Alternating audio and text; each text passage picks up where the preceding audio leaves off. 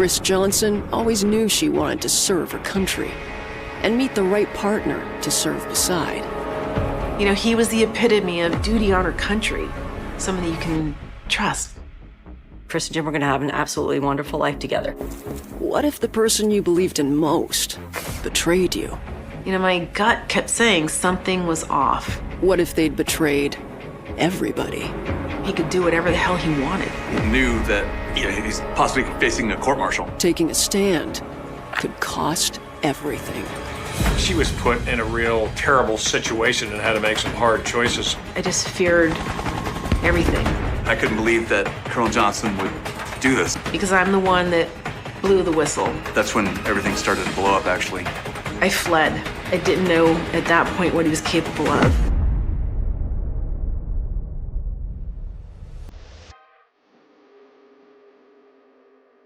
So, young me, wow. As a kid, I was a tomboy. I was always a competitive athlete. In my teen years, I was in beauty pageants, and I was Miss New York teenager. The Army always attracted me. And then in college, I decided to join Army or ROTC. Chris is thriving in college. There's only one drawback. Mount St. Mary was almost, at that time, almost all women. Just 9 miles south on the banks of the Hudson River is another college. This one, almost all men. West Point United States Military Academy is the place where serious cadets go to become career or professional officers. On Halloween night in 1985, Chris and her girlfriends make an impromptu visit. We went trick-or-treating in the barracks at West Point. You know, we weren't supposed to be there, but here we were, and Jim was the cadet company commander, and I had dressed up as a baby, and so I had a baby bottle and a blanket. Jim was sitting at his desk studying, trying to ignore what was going on around him. You could tell he was so uncomfortable having this group of giggling girls, and they're all dressed in goofy costumes. I remember going over and just talking to him. I was like, wow, this is really, this guy, you know, this guy really has his stuff together.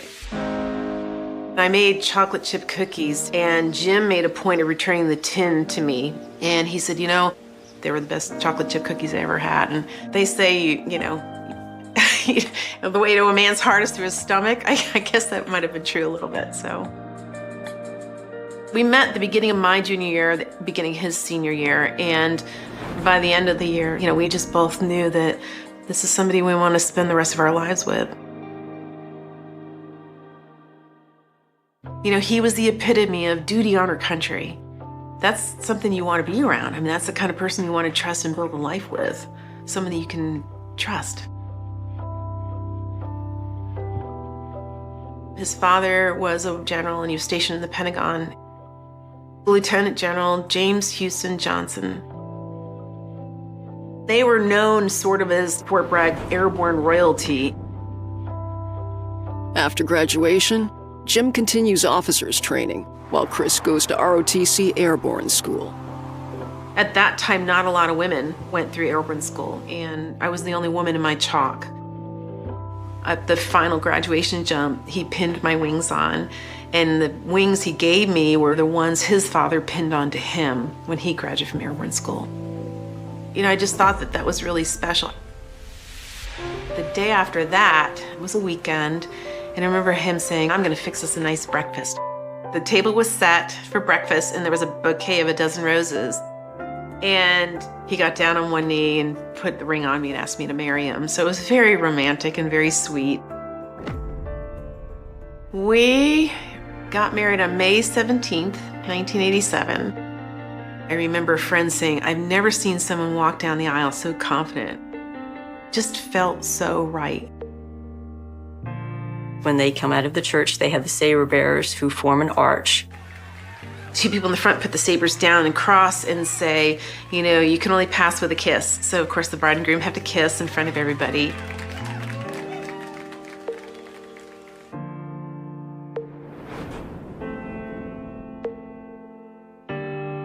Right from the beginning, Chris understood that, you know, Jim would be in command, but Chris would be the commander's wife. Chris embraced that. Chris puts her own military career on hold, and she and Jim raise 2 children. while moving from base to base. I got involved in the community, learned the skill of being an Army wife and supported the career. Army team couples is what we would call them. When they work well together, there's a halo effect. We were a really awesome team, and they were building him to take on more advanced senior leadership roles. Truly a great day to be here at Fort Benning, the home of the infantry. Yeah, we had a happy marriage and happy family. We had a great life. Jim's career is on the rise, at a time when the U.S. military needs more good leaders. On my orders, the United States military has begun strikes against al-Qaeda terrorist training camps and military installations of the Taliban regime in Afghanistan. He deployed to Afghanistan with the 82nd. They were a rapid deployment force. Jim got promoted to lieutenant colonel during that time. He came home the following year in 2003, was home for about 3 months, but he'd been selected to command a battalion. They were 101st Airborne Division in Iraq. This will be a campaign unlike any other in history.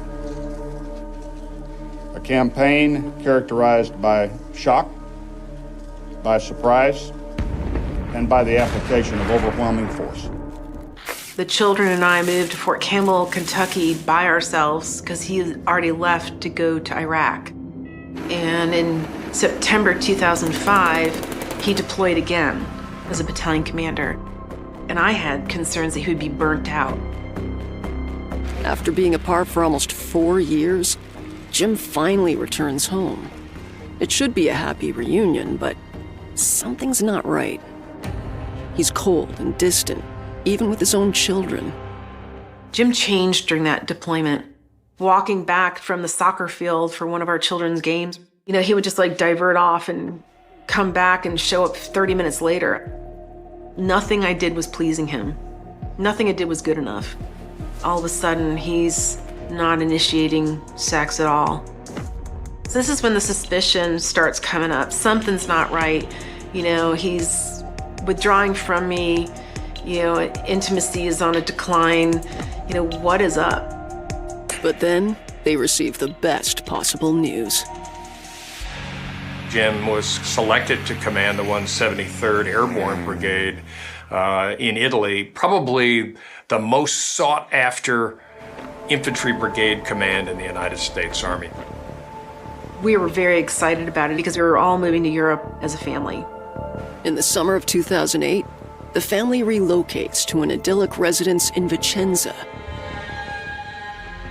We're finally all together in Europe, and it just didn't feel right. He started getting angry, and I started feeling like I was walking on eggshells around him. I'll never forget one day, too, during that time, he just looked at me and said, "Is this all there is?" Here, we'd worked so hard as a team to get to this, and it was hurtful. By the end of the year, the relationship is even more strained. Jim was always engaged with our family. We would do silly things like watch American Idol and all vote together, and he just didn't want to do those things. December 2008 was one of the most miserable Christmases I've ever had. Yeah. So many things weren't making sense.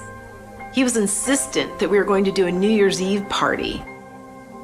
I was worn out and thought, let's just enjoy the holidays as a family. We know you're going to deploy again next year. He said, oh, by the way, we're going to have this Iraqi family join us for this New Year's Eve weekend. And they were going to stay in the house with us. Jim explains that he became acquainted with the Al-Attar family during his 2 tours in Iraq. And that he said, there are interpreters. You understand that, right? There's multiple interpreters at every level inside of a brigade operation. They are part of that same close-knit network for whom you would do almost anything. I found out he's going to drive to the Netherlands and pick up this family 6 hours up, 6 hours back.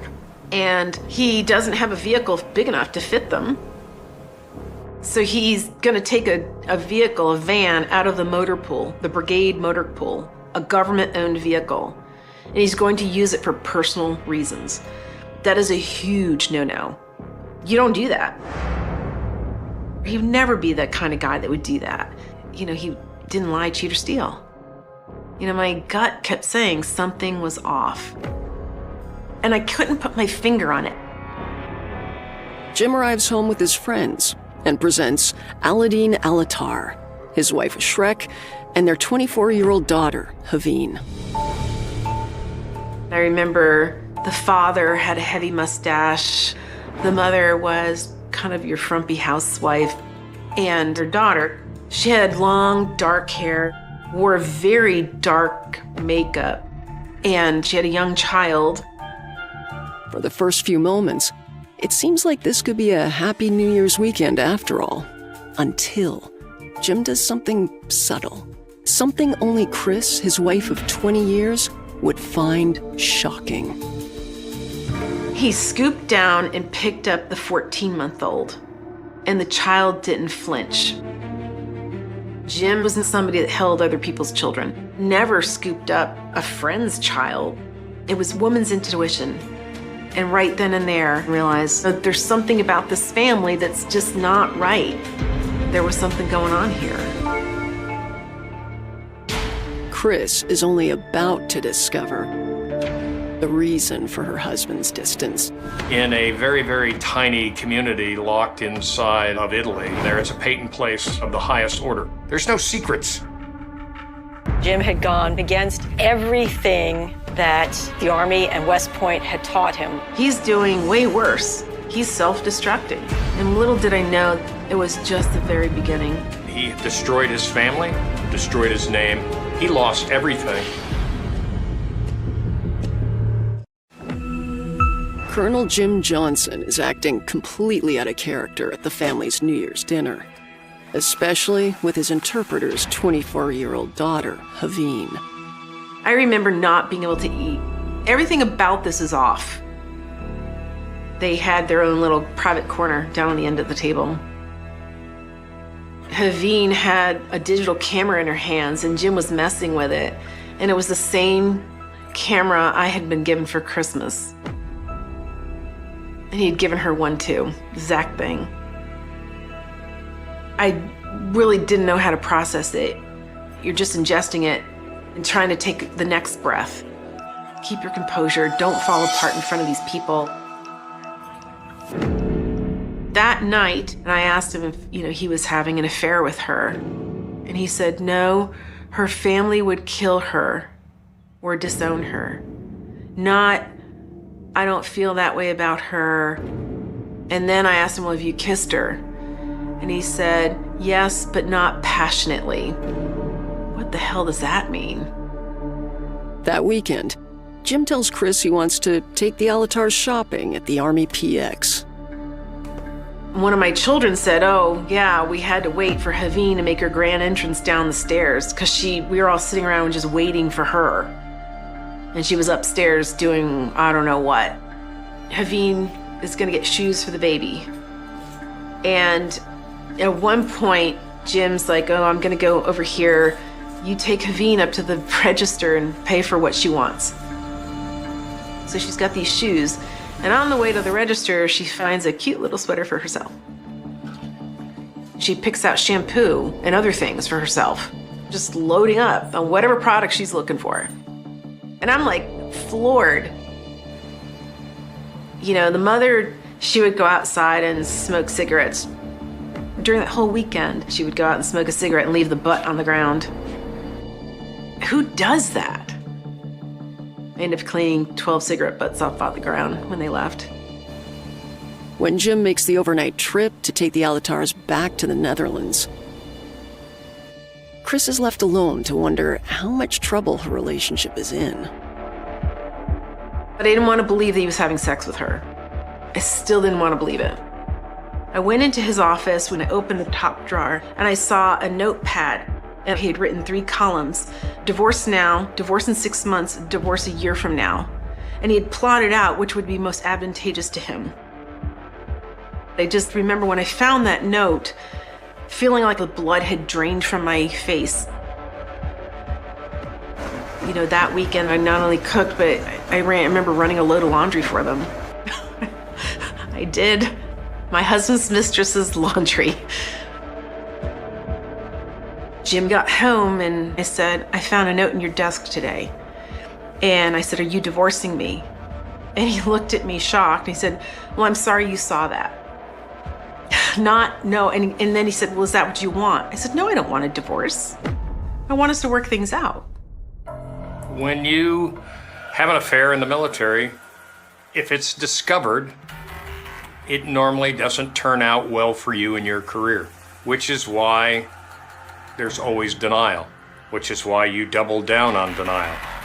Jim denies the affair, but Chris remains dubious. I knew that the child, Haveen's daughter, could not have been Jim's. He had a vasectomy in June 2000. I think she was born in November 2007. It's not his child. I kept looking.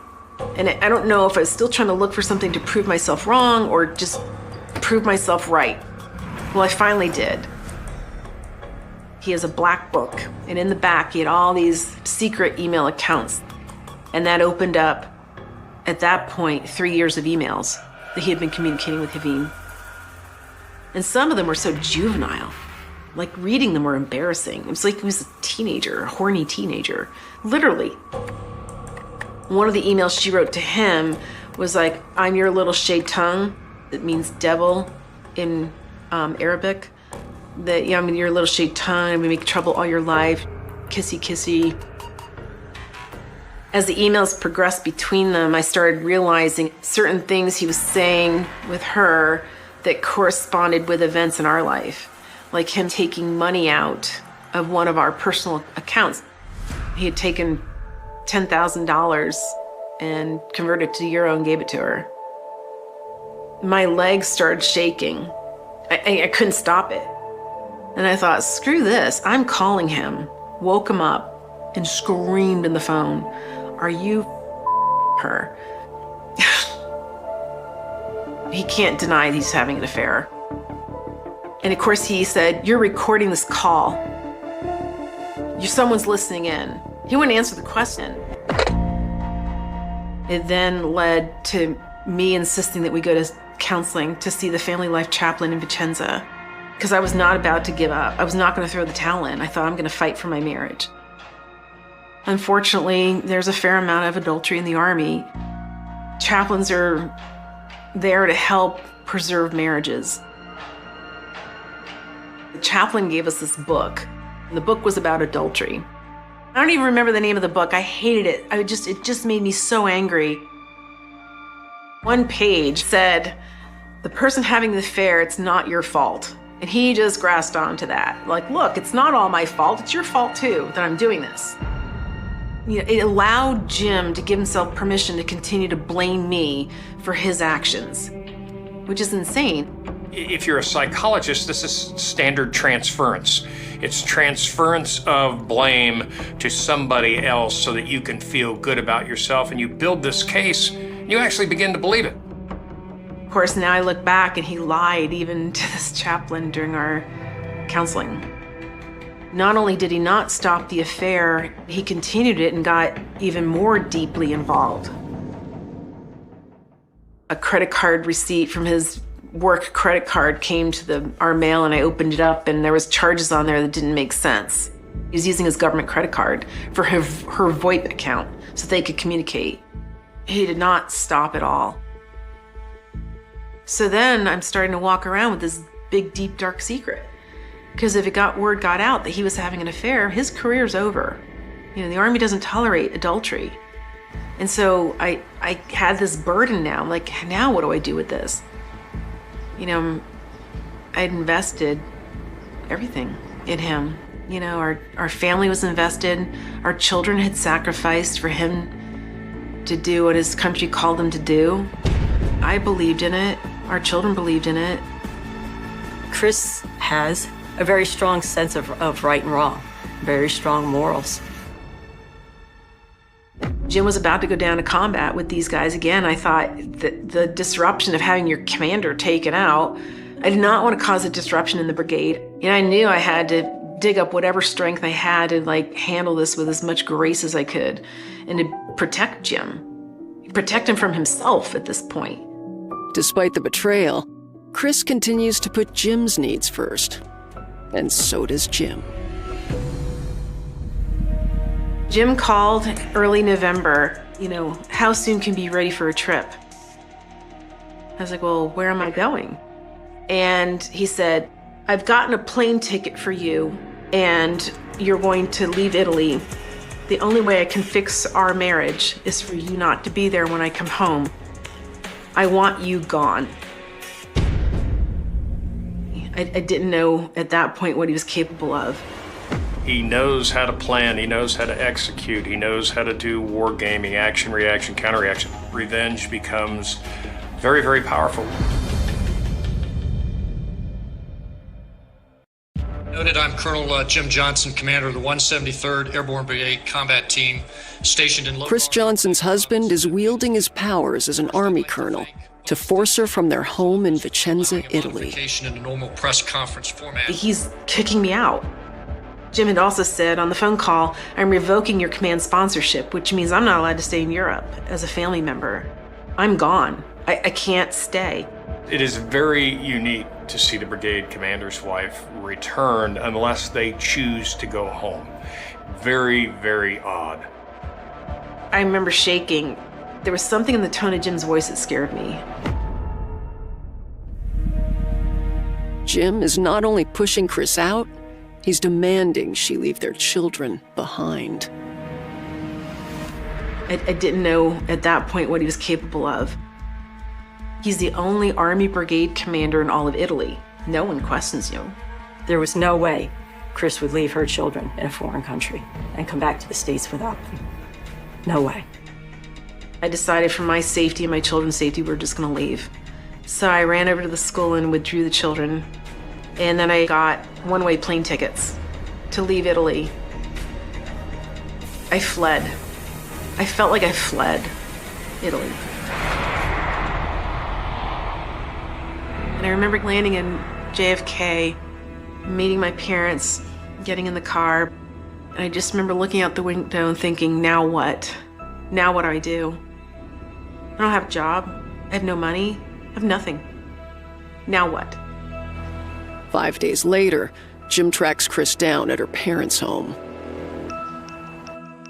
Kept trying to call. He was calling my parents, and finally I just decided, okay, I'll answer the phone and tell him, stop harassing my mom and dad. I'm here. Our children are safe. My children were very angry with him because they knew about the affair. They met her. I mean, they spent a weekend with this woman that they knew their father was involved with. Over the next 2 months, the battle over custody intensifies. He had tried 2 emergency injunctions out of a court in Florida to get emergency custody, and were both denied. There was no cause for it. In response, Jim initiates an obscure legal maneuver called the Hague Petition.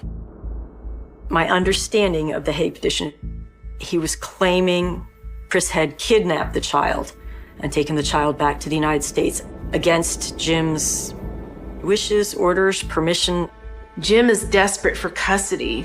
He knows how to plan, he knows how to execute, he knows how to do wargaming, action, reaction, counter-reaction. Revenge becomes very, very powerful. Chris is further stunned when she gets news from Vicenza. By the end of December, I got a phone call from my neighbor, and she said, Chris, there's been a young woman with a child seen coming and going from your quarters in Vicenza. He had moved his mistress into our house with her kid. Relationships with foreign nationals are always scrutinized. You're not allowed to have a foreign relationship without reporting that up through your security clearance. It is a security issue. He just let her roll right in and sleep on my pillow and eat off my dishes. She was just gonna roll in and take the place of Chris Johnson. And it was at that point I realized no one's gonna stop him. He's blatant about the fact that he's having an affair. Jim had gone against everything that the Army and West Point had taught him. beyond the point of no return. That's when I realized, okay, I need to do something. And I thought, that's it. I've got to let the commanding general know. It was a moral decision for me to just sit back and not say anything. How do you look yourself in the mirror? I sat at my parents' computer. I typed like 5 pages, and I disclosed the email accounts that Jim had, the email accounts that Haveen had that I knew she used to communicate with him, the dates that I knew he had been with her, the misuse of government resources, the cell phone, the government credit card, like all the things I knew about. After receiving Chris's letter, the Army immediately starts an administrative investigation, known as a 15-6. By February, the 15-6 then rolled into a criminal investigation. Meanwhile, the battle over the Hague petition escalates.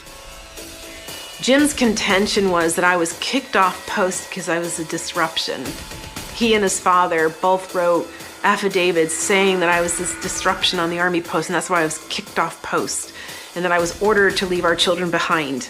But he was just trying to find anything to make my life hell.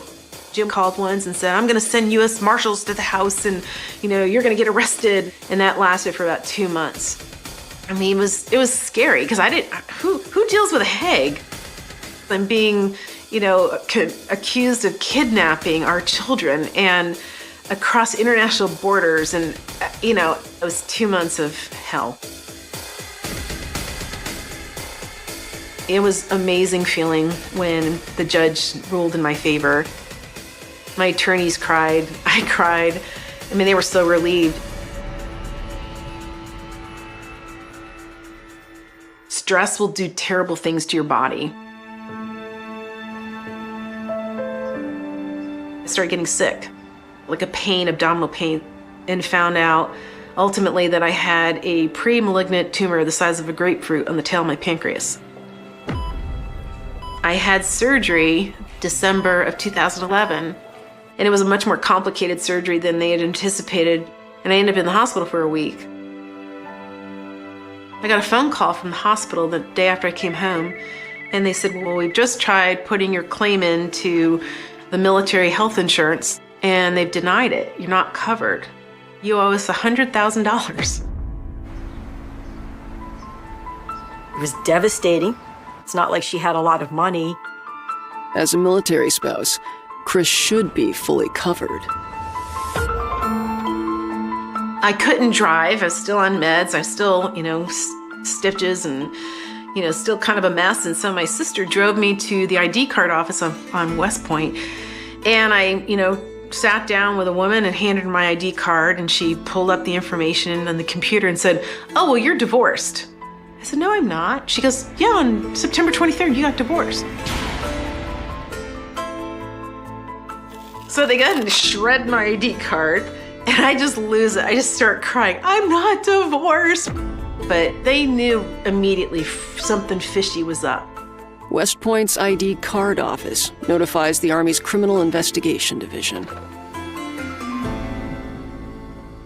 They had alerted Army CID. Because of all that, that's when the Army decided to do a preliminary look to investigate. I get a phone call from Paul Danley, and he introduces himself as the lead CID agent investigating my husband. And he says, here's what we found out. Jim filed divorce registration. I'm going to scan a copy to you, and I want you to look at it. Your signature's on it. Can you tell me if you've ever seen it before? That's when everything started to blow up, actually. And it appeared that the divorce decree, or whatever it was called, looked like it was just a copy of a marriage license from when he and Chris got married in New York, with some things changed. Basically, he created his own certificate of divorce registration. But he forged my signature, made up a signature of a clerk in Monroe, and signed his name. He filed that with the military. Again, that's a crime. He said, oh, and by the way, Jim and Haveen got married. On November 9th, they got married. I couldn't believe that Colonel Johnson would do this. Fake a divorce decree, and then marry Haveen while he's still married to Chris Johnson. My husband had committed bigamy. bigamy. Every time I turned around, I thought, now what? And then all of a sudden, we're getting calls from Vicenza saying, hey, you need to come here. They found a lot more information than what was in Chris Johnson's letter. Colonel Jim Johnson, who was once committed to duty, honor, and country, has broken his oath in a startling way. I mean, he committed bigamy. I remember just saying, I can't make this up. One of my children sent their dad an email later, and all it said was, how was the wedding? Was there cake?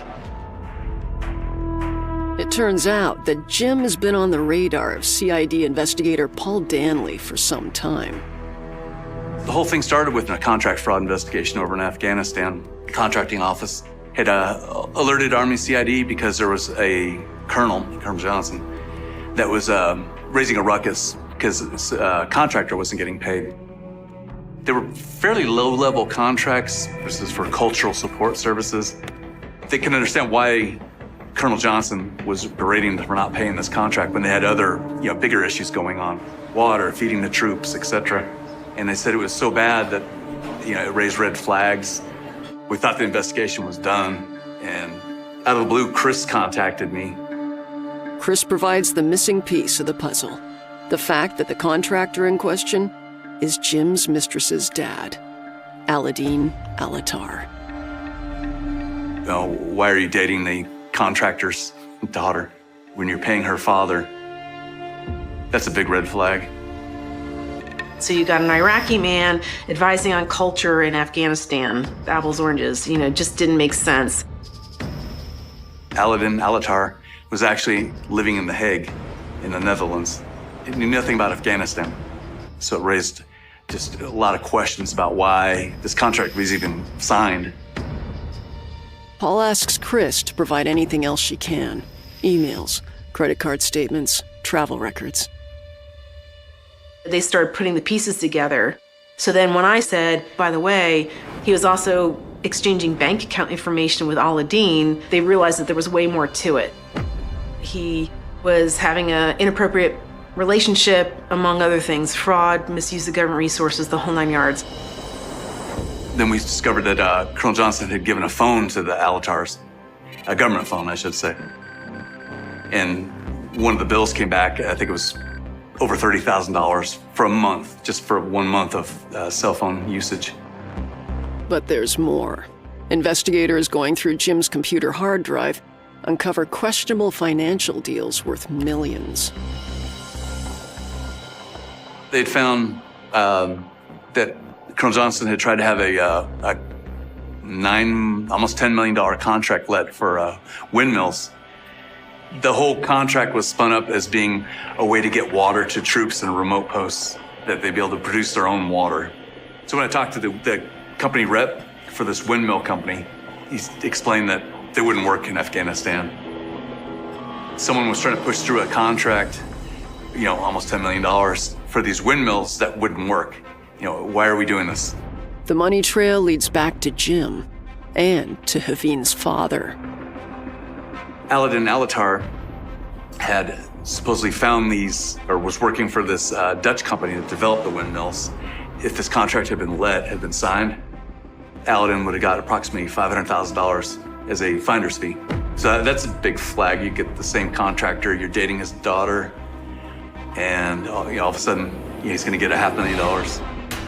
Chris's information makes it possible for the Army to build a solid case on Jim's financial misdeeds. They also find blatant proof of Jim's adultery. Jim and Haveen made a sex tape, and he kept it on his government computer. They found it on his hard drive.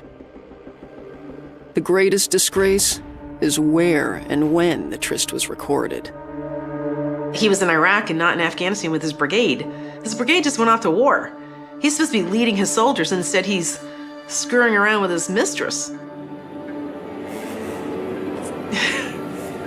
He's not a leader. Army investigators have learned all they need to know about Jim Johnson. They're ready to prosecute. Jim is arraigned on a total of 27 charges, with a maximum possible sentence of 54 years. The charges range from adultery, bigamy, fraud, misuse of government resources, and conduct unbecoming of an officer. The Army flies Chris to Germany to attend a trial her email helped trigger, and which could cost Jim and her everything.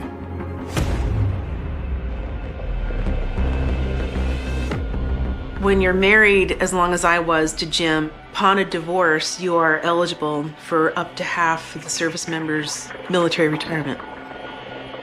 But if Jim's criminal behavior led to him being dismissed or incarcerated, those benefits would have been taken from him, and so then half of nothing would be nothing for me. Jim's not going to be the only one that's going to be punished. Chris and the children are going to be punished as well. Made my stomach churn. Jim Johnson has not been shut down. Even in the midst of a court-martial, he's about to show his own family how destructive he can be. Jim was going out of his way to do anything he could to cause Chris and their children pain. It was just unbelievable. I was so hurt. I just blown away, numb. I think it's horrible. I think that's the worst of it all. On June 12, 2012, disgraced Army Colonel Jim Johnson gets his day in court, and Chris is there to watch over the proceedings every step of the way.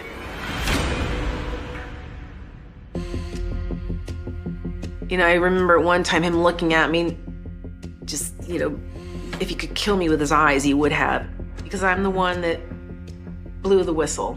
The original list of 27 charges has come down to 2 counts of conduct unbecoming an officer and a gentleman by the time the trial starts. He pled guilty to 15 charges. He had to plead guilty to adultery because they had a videotape of it. I testified during the trial, testified for a couple days at least. The prosecution presents an irrefutable case, thanks in part to the evidence Chris has provided them. It seemed like the panel was getting close to, not only convicting him, but, giving him a sentence, involving some incarceration or maybe a dishonorable discharge from the military. Jim's attorneys now put anyone willing to testify in defense of Jim on the stand, including Jim's father. His father said, "My son is an honest man. My son's an honorable man. He's not a liar. My son's not a criminal." Dude, your son is a criminal. He just pled guilty to 15 charges, and now you're up on the witness stand saying, "My son's not a criminal." Really? Both sides rest their case. It takes the jury only a few hours to reach their decision. Jim Johnson is convicted on 2 counts of conduct unbecoming of an officer. The Army pronounces his behavior to be of a nature to bring discredit upon the armed forces. What happened to the guy that, embodied duty on our country? What happened to the man that, doesn't lie, cheat, or steal, and or tolerate those who do? Jim's sentencing hearing is one last chance to acknowledge the pain he's caused. But he doesn't do that. Instead, he uses the opportunity to plead with the court not to send him to jail, so he can care for his beloved Haveen. He was talking about, allowing him to go back and save her and keep her from being deported. He also made a comment, he's like, "Haveen and her daughter are the center of my life." And one of my children behind me heard that and just started sobbing. Our children used to be the center of his life. His family, us, was the center of his life. He destroyed the relationship with his children. He chose to do that. It's just, it's so sad. 5 years confinement or pay a $300,000 fine. That was his sentence. His father wrote a check for $300,000 and paid the fine. He could have gotten up to 54 years in prison. Instead, he walked out of the courtroom as a colonel with eagles still on his shoulders. justice wasn't served. Jim should have gone to jail for what he did, but if he did go to jail, Chris and the children would have been catastrophic for them. Chris does finally divorce Jim Johnson, for real this time. From what I understand, he's still with Haveen and her daughter. We have no communication. Our children are essentially estranged from him. Chris and her kids get half of Jim's pension and benefits. She knows not everyone is as lucky. There's no whistleblower protection for spouses, so you tolerate illegal and immoral behavior where you turn them in and you risk losing everything. And that's what led me into working on some legislation. Chris amazes me. She fought for herself and she fought for her children, and now she's fighting for other families. What we ultimately created was called the Family Served 2 Military Justice Reform Act. And what that would allow is if a service member commits misconduct, it allows the service to properly punish the lawbreaker without financial repercussions on the family. The benefits that the family has also earned are protected. So that'll be my swan song from the Army. That'll be the last kind of move I do to help take care of families. I'm at peace where I'm at now, and I hope my story gives other spouses hope. You can rebuild. You can have a happy, successful life after going through something so painful. It's just nice to know that someone else who's dealt with it and has gotten through the tunnel towards the light and life is good again.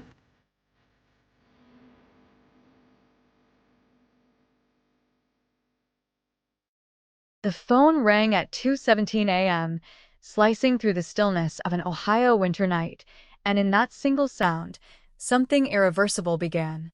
On the other end of the line, a voice trembled, struggling to form words until it finally spilled out.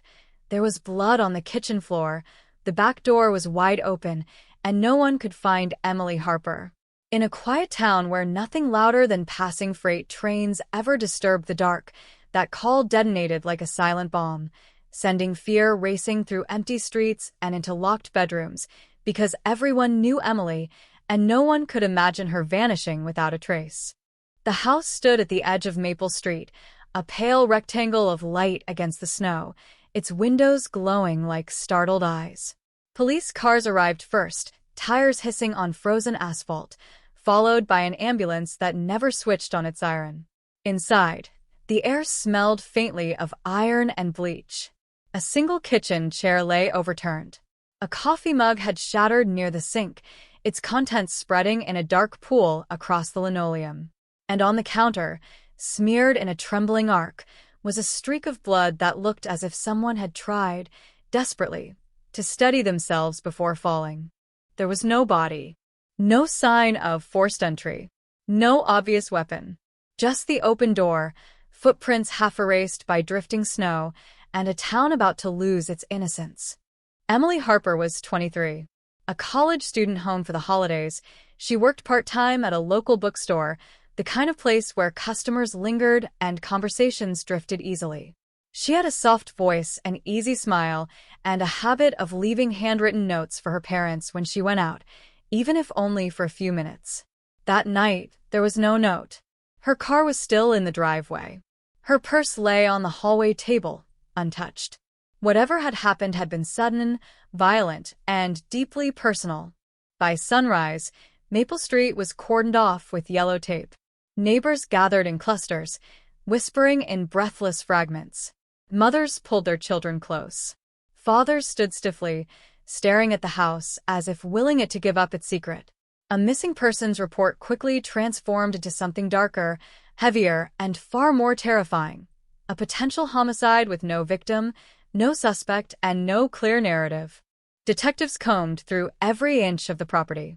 They cataloged fingerprints, photographed footprints, scraped dried blood into sterile containers.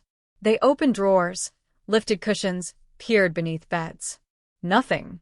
The house offered no answers, only questions that multiplied the longer they lingered in the silence.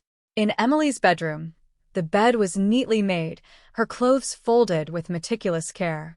On her desk, a half-written letter lay unfinished, the pen resting beside it, as though she had been interrupted mid-thought. The words trailed off after a single sentence. "I think someone has been watching me." That line, scrawled in hurried ink, would become the first crack in a case that seemed, from the very beginning, determined to resist explanation. Friends told investigators Emily had been uneasy for weeks. She had mentioned strange phone calls that ended abruptly, a car she didn't recognize parked across the street more than once, footsteps she thought she heard behind her while walking home from work. None of it was concrete. None of it was enough to call the police. It was the kind of unease that people often bury beneath routine, convincing themselves it's nothing, until it becomes everything. By the third day, volunteers flooded the surrounding fields and woods. Search dogs traced faint trails that dissolved into frozen ground. Helicopters skimmed low over farmland, their rotors chopping through cold air. Every abandoned barn, every drainage ditch, every stretch of riverbank was inspected. Nothing surfaced. Emily had vanished, as if she had stepped into a void. Then, on the fourth night, a discovery changed the texture of the investigation. Hidden beneath the kitchen sink, detectives found a blood-stained cloth stuffed behind a stack of cleaning supplies. It was small, almost overlooked, but it carried a violent weight. Laboratory tests confirmed the blood belonged to Emily. The implication was brutal. She had been injured inside her own home, and someone had tried to erase the evidence. The town shifted. Fear hardened into paranoia. Doors were double-locked. Porch lights burned until dawn. Strangers were watched with narrowed eyes. The idea that someone among them could be capable of such violence settled heavily over every conversation, every passing glance. Detectives expanded their focus to those closest to Emily. Her parents were questioned for hours, their grief raw and unguarded. Her coworkers offered tearful recollections of her last shifts. Friends retraced her steps, trying to pinpoint the moment when normal life fractured. One name surfaced repeatedly: Mark Ellison, her former boyfriend, a man described as intense, possessive, and unwilling to let go. Mark had dated Emily for nearly a year before the relationship unraveled. Arguments had grown frequent. Friends recalled heated exchanges, tearful apologies, slammed doors. When detectives arrived at his apartment, they found him alone, sitting in the dark, his hands trembling as he lit cigarette after cigarette. He denied any involvement, claiming he hadn't seen Emily in days. But scratches on his forearms and a fresh bruise along his jawline told a different story, one he struggled to explain. For a moment, the case seemed to crystallize around him. Search warrants were issued. His car was impounded. His clothing seized. Yet forensic tests revealed nothing conclusive. The scratches, he claimed, came from fixing a broken fence. The bruise from a fall on icy steps. There was no blood in his vehicle. No fibers linking him to the crime scene. The evidence slipped through investigators' fingers like smoke. As weeks stretched into months, the trail grew colder. Leads dried up. Witnesses recanted or grew uncertain. Sightings reported from neighboring towns dissolved under scrutiny. Each promising thread unraveled into nothing. And slowly, inexorably, the case slid into that bleak category every detective dreads: a cold case. Years passed. Maple Street changed. New families moved into the old houses. The Harper home was sold, renovated, repainted. But beneath the fresh walls and polished floors, the memory of that night lingered, an invisible stain no renovation could remove. Emily's parents kept her room exactly as she had left it, dusting the shelves, washing the sheets, waiting for a return that logic insisted would never come. Every anniversary reignited the questions. Where was Emily? What had truly happened in that kitchen? And why, in a town where everyone knew each other's routines, had no one seen or heard anything? Then, nearly a decade later, a single piece of forgotten evidence resurfaced. Buried in an aging evidence locker, sealed in a plastic envelope yellowed by time, was a partial fingerprint lifted from the shattered coffee mug. In 1985, the technology to analyze it properly had not existed. It had been logged, labeled, and quietly shelved. Now, with advances in forensic databases, it was suddenly valuable. A technician fed the print into a national system, more out of procedural obligation than genuine expectation. The result, when it arrived, hit like a jolt of electricity. The fingerprint matched a man named Daniel Cross, a drifter with a history of burglary and assault, who had been arrested in 3 states under a string of aliases. At the time of Emily's disappearance, he had been living less than 10 miles from Maple Street, working sporadically at construction sites, staying in cheap motels, vanishing as quickly as he appeared.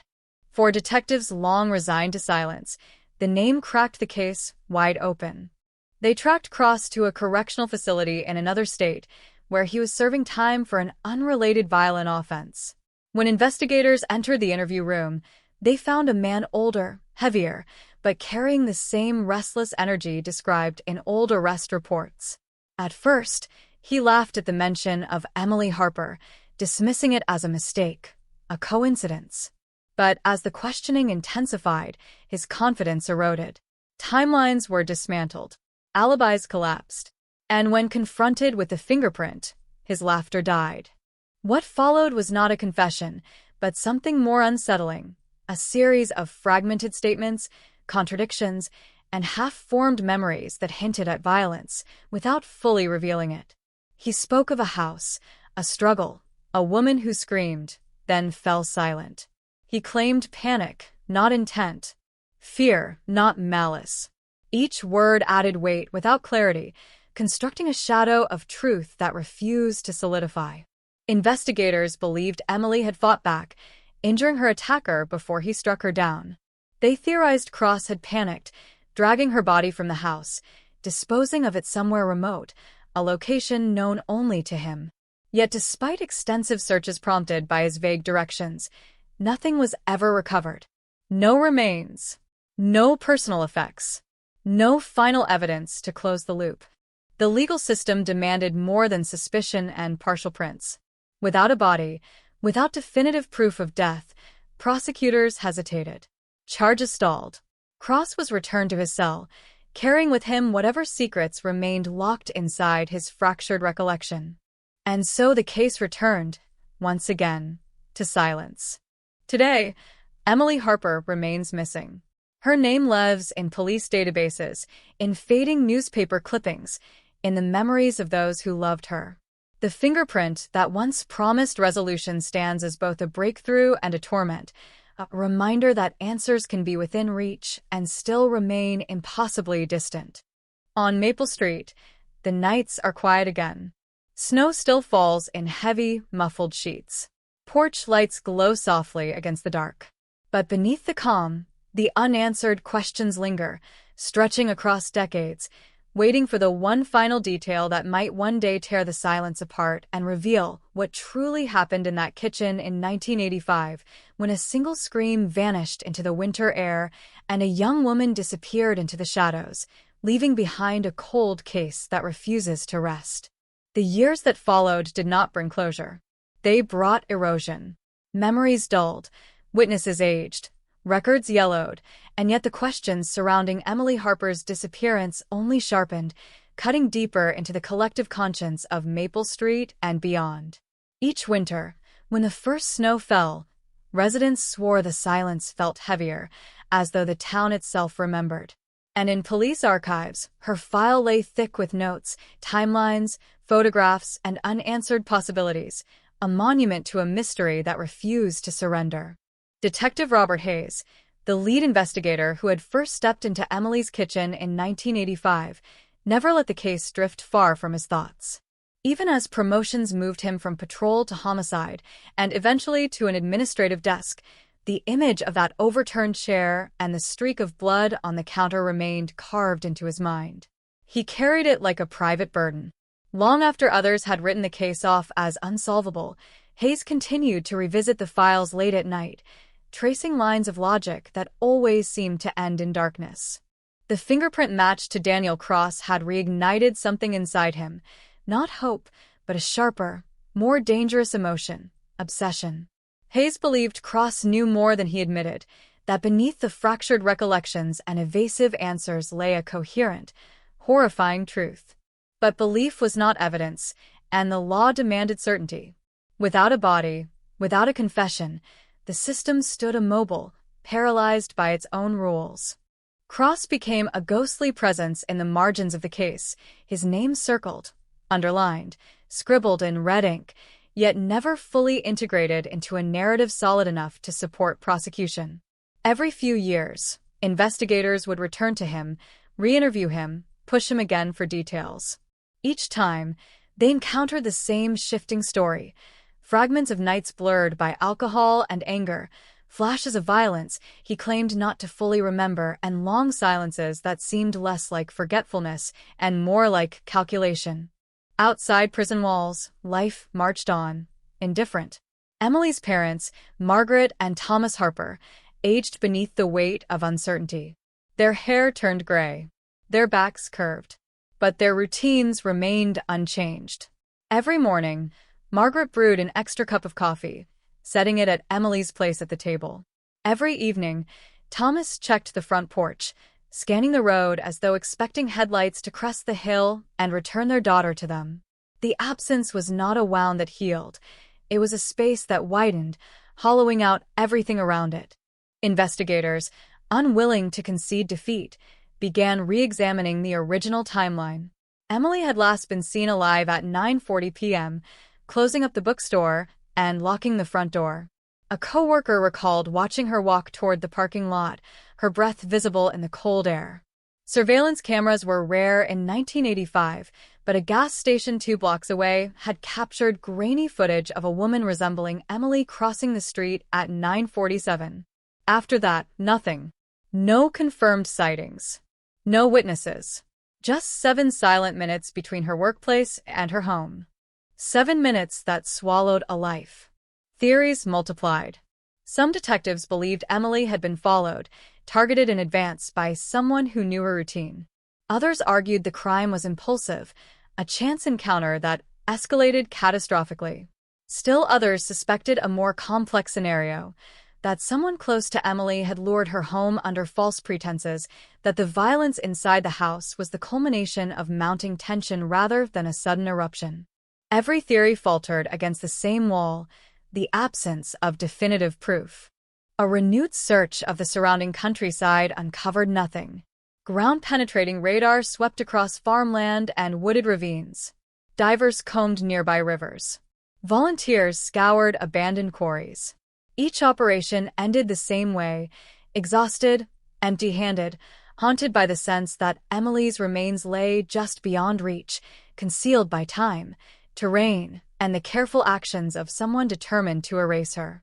The case seeped into popular culture. Regional newspapers revisited it on anniversaries. Local radio stations aired late-night segments inviting listeners to call in with tips. A television special reconstructed the final hours, using dramatic reenactments that blurred fact and speculation. And with each retelling, the story grew more mythic, more distorted, until Emily herself risked being swallowed by narrative, reduced to a symbol rather than a person. But for Hayes and a handful of detectives who had inherited the file, the goal was never myth. It was truth.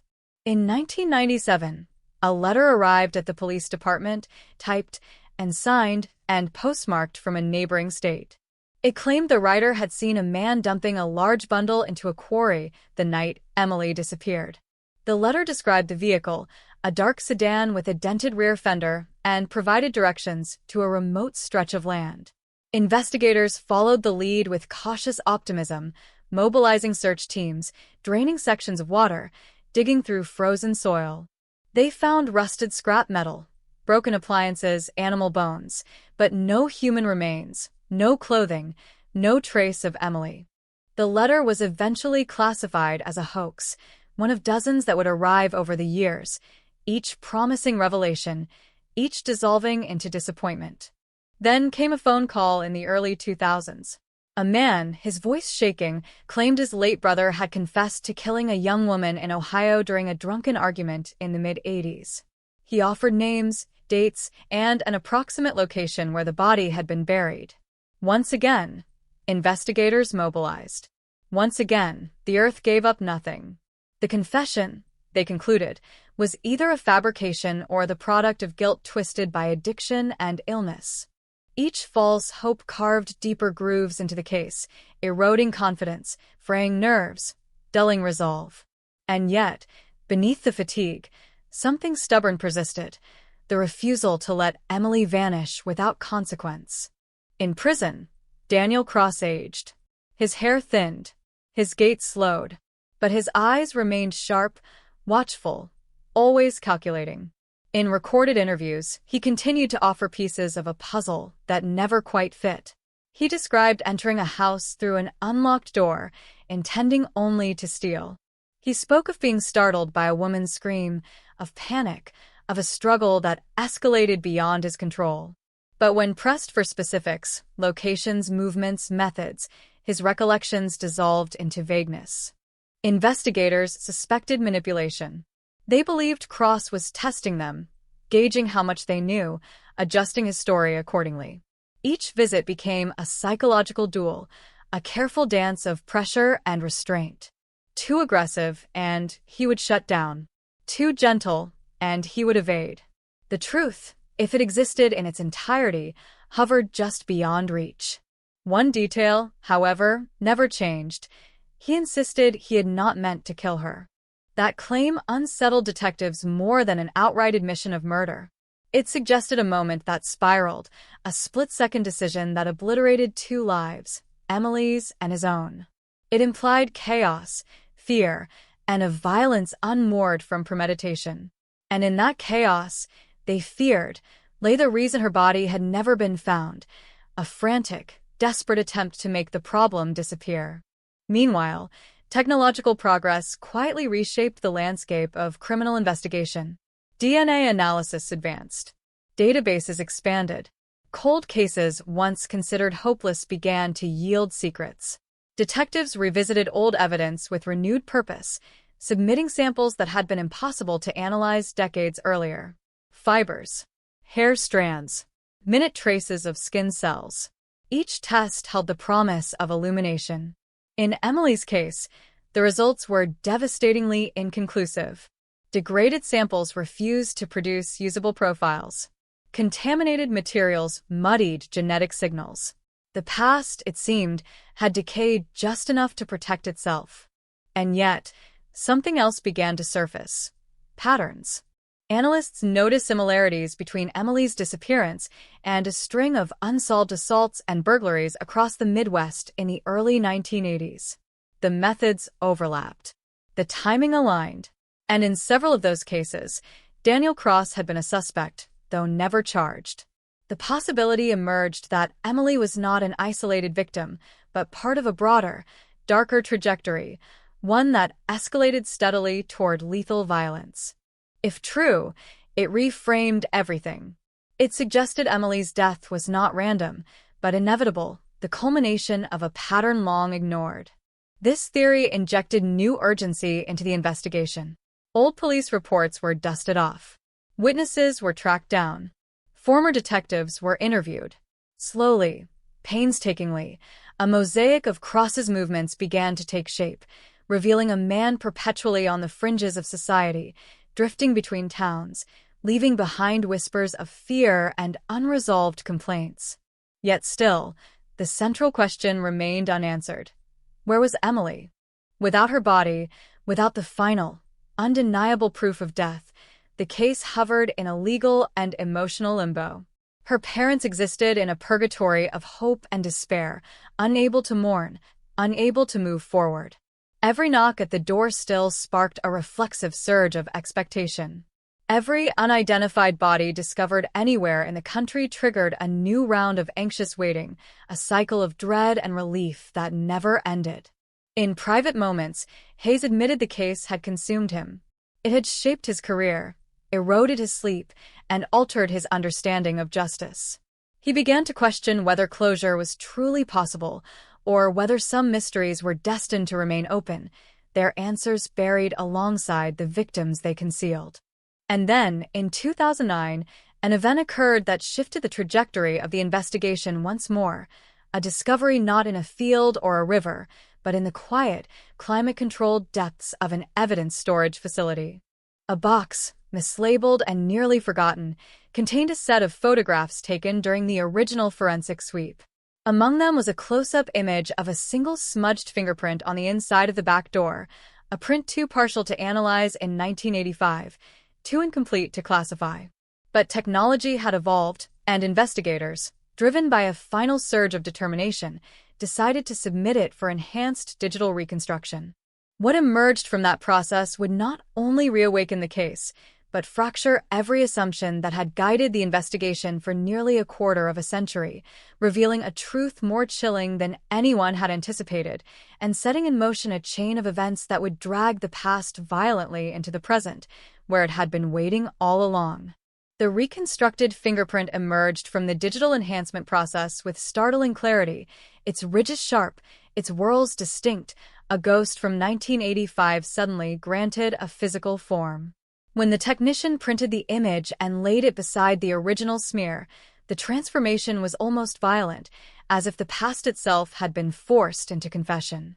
Within minutes, the print was uploaded into updated national databases, and within seconds, the system returned a result that sent a chill through the room. It was not Daniel Cross. The match pointed instead to a name buried deep in the region's criminal archives, a name that had never once appeared in Emily Harper's file. Samuel Hargrove. 42 years old in 1985. Former volunteer firefighter. Part-time security guard. Married. 2 children. No violent convictions. No habeas motive. And yet, his fingerprints sat on the inside of Emily's back door, in a place that demanded explanation. For Detective Hayes, the revelation was seismic. For decades, every theory, every interrogation, every late-night analysis had orbited around Cross. Now, the axis of the case tilted violently. Either Hargrove had been inside Emily's home for a benign reason that night, or he had walked through her life at the exact moment it shattered. They began where the record led them. Hargrove had lived just 3 miles from Maple Street in 1985, in a modest ranch-style house tucked behind a line of bare winter trees. His job as a security guard gave him irregular hours, frequent late shifts, and plausible reasons for being on the road at odd times. His volunteer firefighter role placed him among the town's most trusted figures, a man people turned to in moments of crisis, not one they suspected of causing it. Neighbors described him as quiet, dependable, unremarkable. A man who waved from his porch, fixed broken fences, shoveled elderly driveways after snowstorms. The kind of presence that dissolved into the background of everyday life. But fingerprints did not lie. And this one, embedded in the most intimate boundary of Emily's home, demanded answers. Investigators traced Hargrove's life forward from 1985, constructing a timeline that stretched across decades.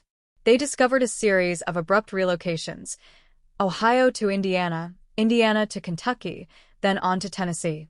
Each move followed a similar pattern: a job accepted, a short period of stability, then a sudden departure under vague circumstances.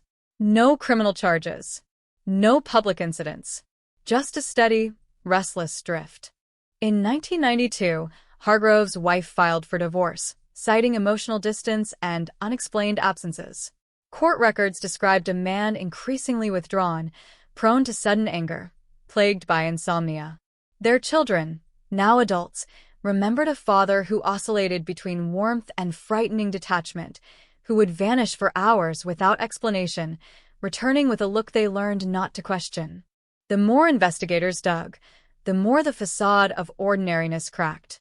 They located Hargrove in a small town outside Chattanooga, living alone in a decaying duplex. When detectives knocked on his door, he answered slowly, as if wading through heavy water. His hair had thinned, his shoulders slumped, but his eyes, sharp and restless, mirrored those described in old interviews with Cross. He listened as they spoke Emily's name, and for a fraction of a second, something flickered across his face. Not confusion, not recognition, but calculation.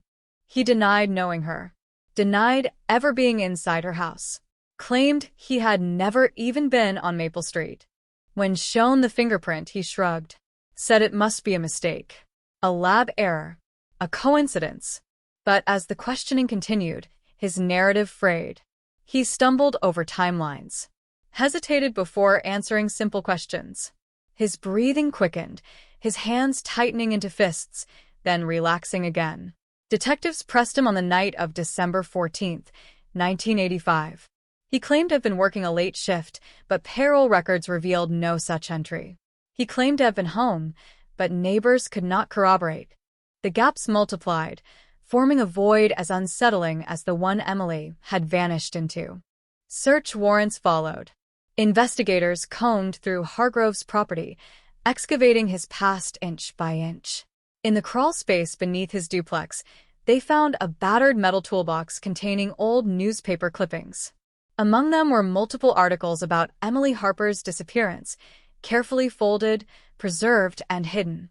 The dates spanned decades, suggesting not fleeting curiosity, but prolonged fixation. They also discovered a faded road map of rural Ohio, marked with red circles and handwritten notes. One location, circled repeatedly, corresponded to a quarry that had been searched years earlier, based on the anonymous letter. Another marked a stretch of riverbank never previously examined. When confronted with the items, Hargrove's composure shattered. He accused detectives of planting evidence, claimed harassment, threatened legal action. But beneath the bluster, fear pulsed visibly, leaking through the cracks of his denials. For the first time in nearly 30 years, the case felt dangerously close to rupture. Search teams descended on the marked locations. Heavy machinery tore into frozen ground. Divers slipped into black, frigid water. Days passed in grueling repetition, the labor punctuated by brief surges of hope that inevitably dissolved into exhaustion. Again, nothing definitive surfaced. No remains. No clothing. No unmistakable trace of Emily.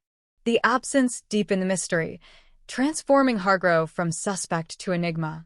In parallel, investigators revisited Daniel Cross, armed with this new information. When shown Hargrove's photograph, Cross stared for a long moment, then exhaled sharply. He claimed he recognized the man, said they had crossed paths years earlier during a series of burglaries. According to Cross, Hargrove had once boasted about a girl who wouldn't shut up, a story Cross had dismissed as drunken bravado. Pressed for details, Cross retreated, insisting his memory was unreliable. But the seed of connection had been planted, binding the two men in a shadowed narrative that stretched across time. The emerging theory was both chilling and complex, that Cross and Hargrove had operated independently, perhaps occasionally intersecting, their paths converging fatally on Maple Street. That Emily had not been the victim of a single predator, but of a collision between two dangerous trajectories. Yet even this theory faltered without physical proof. Public revelation of Hargrove's involvement detonated across the region. Media outlets resurrected the case with fevered intensity. Old neighbors were interviewed. Former co-workers dissected their memories, searching for missed warning signs. His children faced a brutal reckoning, grappling with the possibility that the man who taught them to ride bikes and tucked them into bed might have harbored a monster secret. Community trust fractured. The idea that a volunteer firefighter, a figure of safety and reliability, could be linked to such violence infected the collective psyche. It fed a growing suspicion that evil did not always announce itself, that it could wear the most familiar faces. Prosecutors weighed their options carefully. Without a body, without incontrovertible evidence of death, the path to charges was treacherous. Circumstantial evidence, however compelling, risked collapse under scrutiny. And yet, the fingerprint, the clippings, the map, together, they formed a mosaic of implication too heavy to ignore. In a bold move, they convened a grand jury, presenting the evidence in painstaking detail. Witnesses testified. Experts explained the fingerprint reconstruction. Psychologists analyzed behavioral patterns. The narrative that emerged was one of obsession, control, and a moment of catastrophic violence. But the grand jury hesitated. Doubt lingered in the absence of Emily herself. The vote fell short. No indictment was issued. For Emily's parents, The decision was a second erasure. Hope flared, then died, leaving behind a deeper, more corrosive despair. Margaret retreated into silence, spending hours in Emily's room, tracing the edges of photographs, whispering fragments of memory into the still air. Thomas grew brittle, his anger simmering just beneath the surface, directed at a system that seemed incapable of delivering justice. Detective Hayes, now nearing retirement, felt the weight of the failure acutely. The case had defined him, and yet it remained unresolved, a constant reminder of his limits. He began assembling his own private archive, organizing every report, every photograph, every interview transcript into a singular, cohesive record, hoping that one day, someone else might find the missing piece he could not. Years passed again. Hargrove remained under a cloud of suspicion, his life shrinking beneath its shadow. Employers refused to keep him. Neighbors avoided him. He drifted once more, eventually settling in a remote mountain town where anonymity was easier to maintain. And then, in the winter of 2018, a hiker stumbled upon something protruding from the frozen earth at the base of a ravine, miles from the nearest road. At first glance, it appeared to be nothing more than a fragment of weathered fabric tangled in roots. But beneath it lay bone, human, unmistakable. The discovery unleashed a familiar storm. Law enforcement sealed off the area. Forensic teams descended.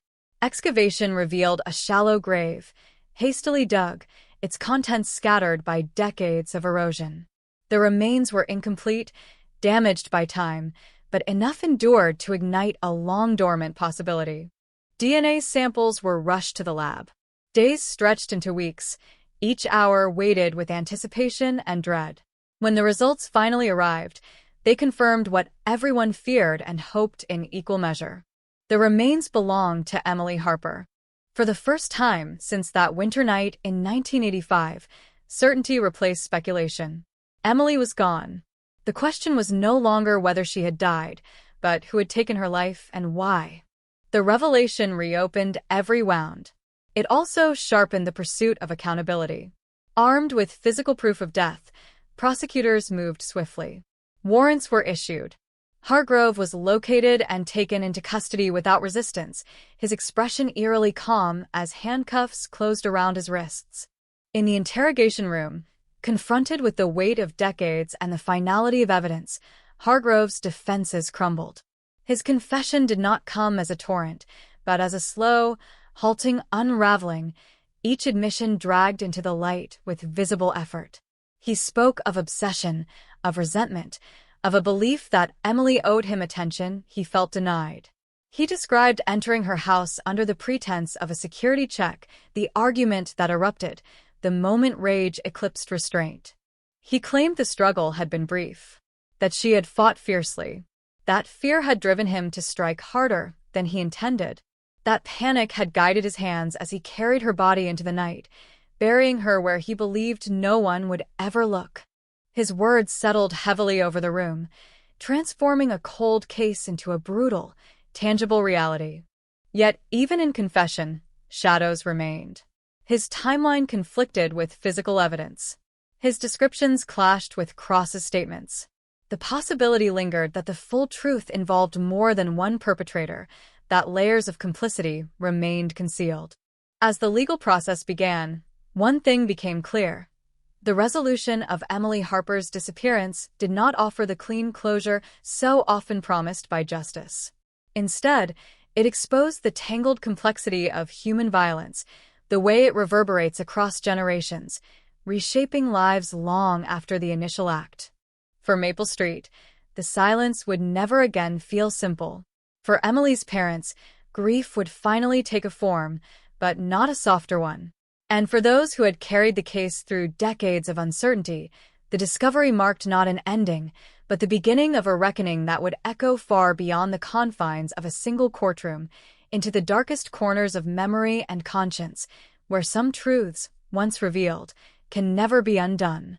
The courtroom air felt heavier than gravity itself, thick with the weight of 3 decades of unanswered questions, unresolved grief, and the quiet fury of a community that had waited too long. When Samuel Hargrove was let in, his footsteps echoed sharply against polished wood, each step a reminder that the past had finally caught up. His face was pale, drawn, carved by years of secrets and silent calculation.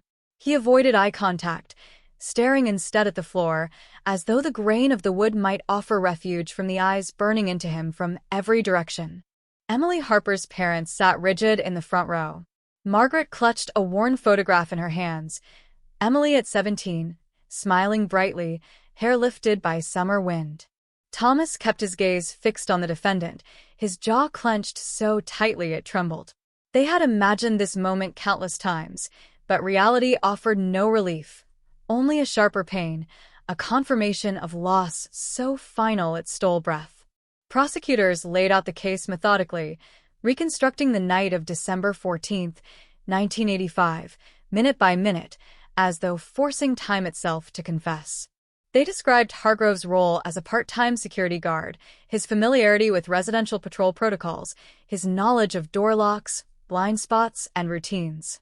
They detailed how he had positioned himself as a protector, while quietly nurturing an obsession that fermented into resentment and entitlement. Witnesses testified about his unsettling behavior in the weeks leading up to Emily's disappearance, the lingering stares, the unsolicited offers of help, the repeated presence near her workplace. A former coworker recalled seeing him inside the bookstore late one evening, standing motionless between shelves, watching Emily as she rang up customers, his eyes reflecting something cold and hungry. Forensic experts walked jurors through the science behind the fingerprint reconstruction, explaining how digital enhancement resurrected a fragment of identity once considered unusable. The image was projected onto a large screen, its ridges sharp and unmistakable, hovering over the courtroom like a spectral signature of guilt. Then came the testimony that silenced the room. Daniel Cross, shackled and escorted by armed guards, took the stand. His presence injected a volatile energy into the proceedings, a reminder that violence rarely travels alone. He spoke hesitantly, his voice rough, recounting his encounters with Hargrove in the mid-1980s. He described shared nights of drinking, whispered boasts of trespassing, theft, and domination. He repeated the words that had haunted investigators for years, a girl who wouldn't shut up. Cross claimed Hargrove had confided in him about a confrontation that spiraled beyond control, about a scream that pierced the dark, about blood and panic. He admitted he hadn't reported it, paralyzed by his own criminal entanglements and fear of exposure. His testimony painted a picture of two damaged trajectories intersecting briefly, amplifying one another's capacity for harm. Defense attorneys attacked his credibility, highlighting his criminal history, his shifting stories, his incentive to reduce his own sentence. But beneath the assault, the narrative held, jagged, incomplete, yet horrifyingly coherent. When the prosecution played excerpts from Hargrove's recorded confession, the courtroom seemed to contract. His voice, flattened by exhaustion and resignation, described the argument, the sudden escalation, the moment when control slipped into irreversible violence. He spoke of Emily's eyes widening in shock, of her hands clawing at his jacket, of the awful stillness that followed.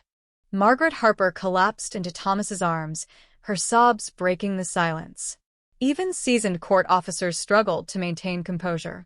The trial stretched on for weeks, a relentless excavation of memory and motive. Each witness added another layer to the story, another angle of illumination that exposed the complexity of the crime.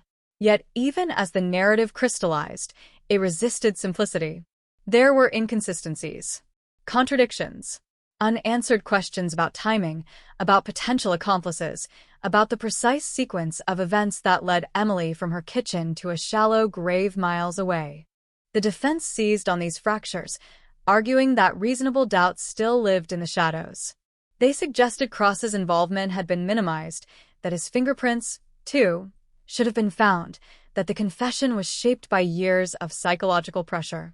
They cast Hargrove as a flawed, unstable man, yes, but not necessarily a murderer. The jury retreated into deliberation, carrying with them the accumulated weight of 33 years of fear and loss. For 2 days, the courthouse waited. Outside, reporters crowded the steps. Former neighbors gathered in tense clusters, murmuring speculation. Emily's childhood friends lingered, drawn back to a place they had fled decades earlier, compelled to witness the ending of a story that had never released them. When the jury finally returned, the silence was absolute. The foreman stood, hands trembling slightly, and delivered the verdict, guilty.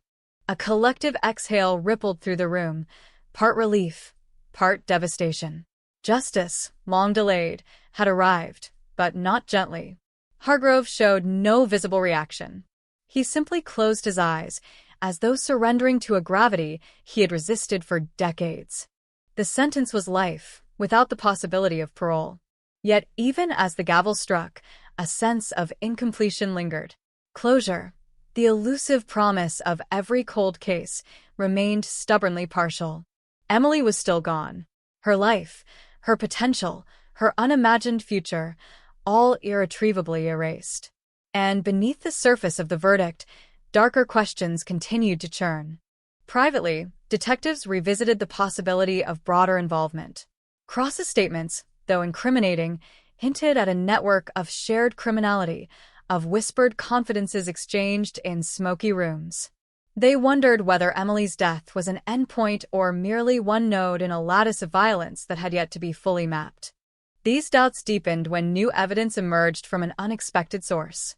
A retired Indiana state trooper, sorting through old case files, stumbled upon a report from 1986 detailing an unsolved assault in a rural motel. The victim's description of her attacker, his voice, his posture, a distinctive scar near his left ear, matched Hargrove with unsettling precision. The attack had occurred just months after Emily's disappearance, in a town along the route of Hargrove's first abrupt relocation. The implication was chilling. Emily may not have been his first, nor his last. As investigators traced this lead, additional reports surfaced, fragmented, incomplete, scattered across jurisdictions that rarely communicated. A pattern emerged, one of escalating aggression, opportunistic targeting, and rapid disappearance. It suggested a predator honing his methods, refining his control, leaving devastation in transient wake. For Emily's parents, this knowledge reopened wounds they believed had finally begun to close. The notion that their daughter's death might be part of a longer, darker continuum intensified their grief, transforming sorrow into a burning demand for accountability beyond a single conviction. They became advocates, pushing for the creation of a multi-state task force to re-examine linked cases.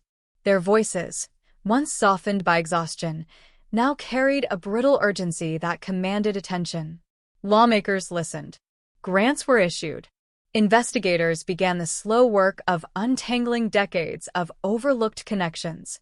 In the process, they uncovered a staggering reality: how easily violence slips through institutional cracks, how fragmented systems allow predators to migrate unchallenged, how silence compounds harm. Emily's case became a catalyst, reshaping protocols, accelerating the integration of forensic databases, and inspiring renewed commitment to cold case investigations nationwide. Her absence, paradoxically, generated momentum, her loss fueling progress. But no policy shift could restore what had been taken. In the quiet aftermath of the trial, Maple Street returned to its subdued rhythms. The house where Emily vanished stood empty once more, its windows dark, its silence heavy with memory. Snow fell again, as it always did, muting sound, blurring edges, transforming the world into a fragile stillness that felt both peaceful and profoundly unsettling. For those who remembered, every snowfall carried echoes of a scream swallowed by winter air, of footsteps erased before they could be followed, of a life severed too soon. And for those who would never forget, the case left a singular, haunting lesson: that even when truth finally emerges, it rarely brings peace. It brings understanding, yes. It brings accountability. But it also exposes the vast, irrevocable distance between what was and what might have been. Emily Harper's story did not end with a verdict. It lingered in the quiet spaces of thought, in the tremor of memory, in the shadows cast by unanswered questions that no confession could fully dispel. Because some crimes do not conclude, the verdict did not still the echoes. It amplified them. In the months that followed Samuel Hargrove's conviction, the case radiated outward, unsettling everything it touched. Files once dormant were dragged into fluorescent light. Dust-coated boxes were pried open. Names long dismissed as irrelevant were spoken again, their syllables carrying fresh menace. What had begun as the resolution of a single disappearance became the unraveling of a much broader, far more disturbing narrative, one that suggested Emily Harper's death was not an anomaly, but a fragment of a hidden pattern stretching across state lines and decades. The multi-state task force assembled with quiet urgency. Detectives from Ohio, Indiana, Kentucky, and Tennessee crowded into windowless conference rooms, spreading maps across long tables, pinning timelines to corkboards, tracing movements with red string that intersected and overlapped like a web. At the center of it all lay a simple, chilling question. How many times had Samuel Hargrove walked away from violence unnoticed? The first breakthrough arrived through geography. Analysts mapped Hargrove's relocations against unsolved assaults and disappearances. The alignment was uncanny.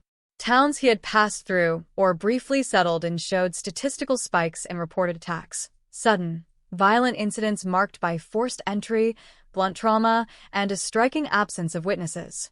In several cases, victims survived, describing a man who struck swiftly, spoke little, and vanished into darkness before help could arrive. Each description sharpened the silhouette of a predator. One case, in particular, drew immediate attention, a 1987 assault in rural Kentucky involving a young waitress abducted from a parking lot and left unconscious near a logging road. She had survived, but trauma had blurred her memory. Now, decades later, investigators returned with photographs. When she saw Hargrove's image, her reaction was visceral. She recoiled, gasping, her hands trembling violently. "That's him," she whispered. "That's the face I never forgot." Her identification reopened the file. New forensic testing of preserved evidence yielded trace DNA, degraded but sufficient to establish probabilistic linkage. The statistical weight tightened the noose, confirming that Emily's killer had likely claimed other victims, some known, others still hidden beneath the sediment of time. As cases accumulated, so did the horror. Assaults in Indiana. A missing teenager in Tennessee. A suspected homicide disguised as a hidden run in southern Ohio. Each incident bore subtle hallmarks of Hargrove's methods, the calculated approach, the swift incapacitation, the obsessive fixation on control. But the deeper investigators dug, the more Daniel Cross resurfaced, his shadow stretching across the evolving narrative. Cross's movements mirrored Hargrove's in unsettling ways. Their paths crossed repeatedly, intersecting at truck stops, motels, and construction sites. Financial records, fragmentary and incomplete, suggested brief periods of shared employment. Witnesses recalled seeing them together in bars, speaking in hushed tones, leaving abruptly. The possibility emerged that the two men were not merely acquaintances, but collaborators, bound by a clandestine partnership that amplified their individual capacity for violence. This theory reframed Emily's disappearance yet again. Investigators revisited the timeline of that December night. They reconsidered the logistics of body disposal, the improbability of a single man transporting a body undetected across rural terrain. They re-examined the physical evidence, searching for overlooked anomalies that might indicate a second presence. A forensic reanalysis of soil samples from Emily's remains revealed traces of industrial lubricant and fine metallic dust, substances uncommon in natural settings but consistent with automotive repair shops and construction sites, places Cross had frequented. The implication was subtle but profound. Emily's body may have been transported in a vehicle used for work, possibly with assistance. When confronted, Cross retreated into silence. His previous willingness to implicate Hargrove evaporated, replaced by rigid denials and calculated ambiguity. Detectives sensed a boundary he would not cross, an unspoken pact enforced by fear, loyalty, or something darker. The task force pursued this thread relentlessly. They subpoenaed records, interviewed former coworkers, tracked down drifters who had shared transient spaces with the men. Slowly, reluctantly, fragments emerged, whispered rumors of violent escapades, boasts exchanged under the haze of alcohol, threats made to ensure silence. One former associate, now terminally ill, confessed that Cross and Hargrove had once discussed cleaning up a mess in Ohio. He had dismissed it as drunken bravado, but the words returned now with chilling clarity. The revelation destabilized the prosecution's narrative. If Cross had played a role, even tangentially, then Hargrove's confession might be incomplete, crafted to shield an accomplice or to simplify culpability. The truth, long elusive, once again blurred. Prosecutors faced a brutal dilemma: reopen a case that had finally secured conviction, risking appeals and procedural chaos, or allow potential accomplices to remain beyond the reach of justice. The decision was agonizing. Ultimately, they chose transparency, presenting new findings to the court and initiating supplemental proceedings against Cross. The legal battle that followed was fierce. Defense attorneys dismantled testimonies, challenged forensic interpretations, exploited every ambiguity. They argued that decades of degradation rendered evidence unreliable, that memory warped under the pressure of time and trauma. The courtroom transformed into a theater of doubt, its drama fueled by the stakes of irreversible judgment. For Emily's parents, the renewed uncertainty was devastating. The verdict they had clung to as an anchor now threatened to drift. Margaret withdrew further, her health declining under relentless strain. Thomas, propelled by grief and fury, became a relentless advocate, attending every hearing, speaking to every reporter, demanding accountability with a voice that carried the raw power of loss. Public reaction splintered. Some hailed the investigation's persistence, praising its refusal to settle for convenient answers. Others recoiled from the expanding scope, fearing the destabilizing implications of systemic failure.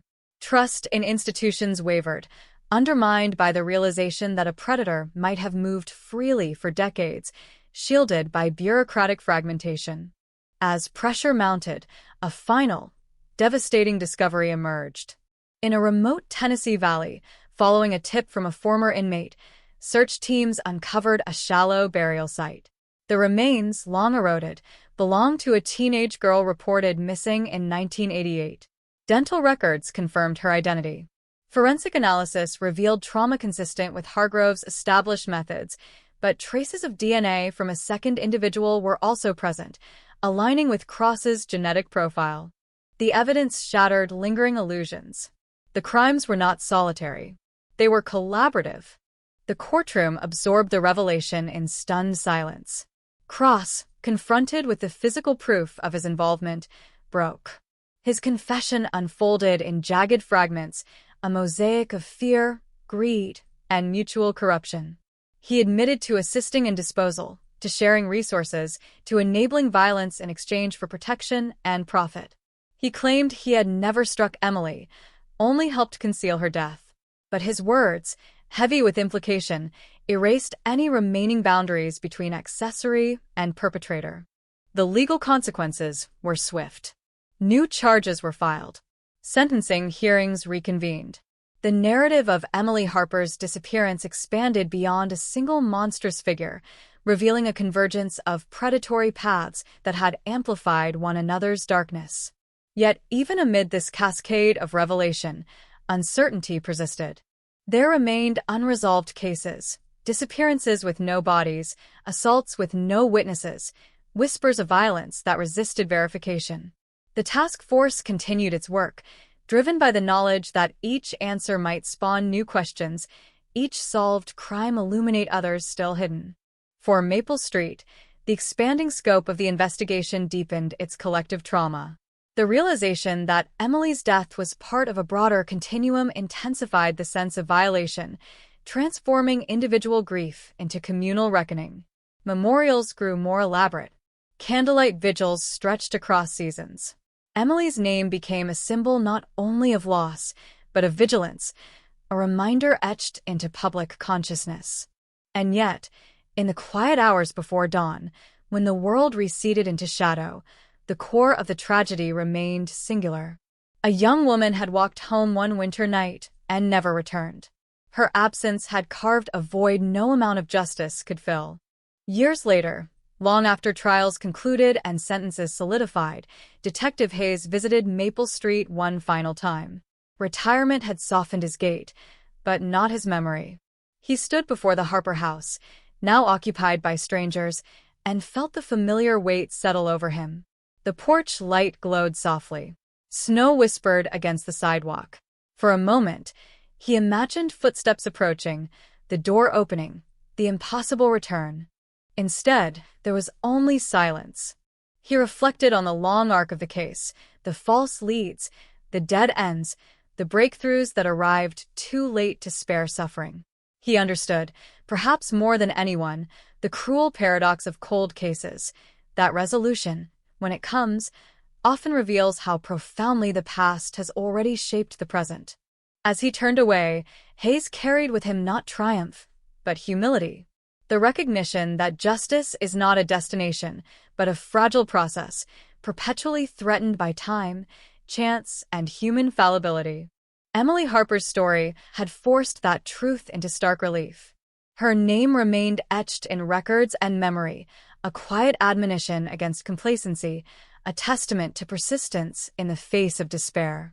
And as the years continued their inexorable march, her absence endured, a constant reminder that some wounds do not close, they simply change shape, becoming part of the landscape of those who survive. In the end, the cold case had been unlocked. But the chilling truth it revealed would never truly release the living from its grip. Time did not heal what the truth had torn open. It only rearranged the pain, dispersing it into quieter, more insidious forms that lingered in the background of everyday life. Long after the courtroom emptied and the headlines faded, the consequences of Emily Harper's disappearance continued to ripple outward, reshaping the lives of those who had touched the case and those who never had. In the months following the final convictions, investigators pursued the remaining shadows. Files once deemed unsalvageable were reopened. Evidence lockers surrendered their forgotten contents. Every unsolved assault, every missing person from the mid-1980s through the early 1990s was reevaluated under a new lens. Patterns that once appeared coincidental now glowed with sinister clarity.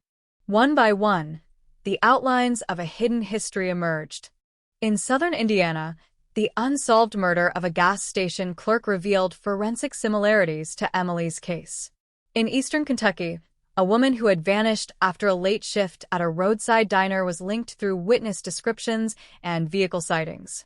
In Tennessee, two previously unrelated abductions were connected by a shared geographic corridor that traced Hargrove's movements with disturbing precision.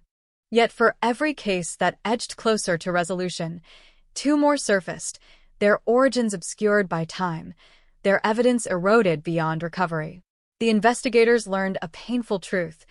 No matter how deeply they excavated, the full scope of the violence might never be known.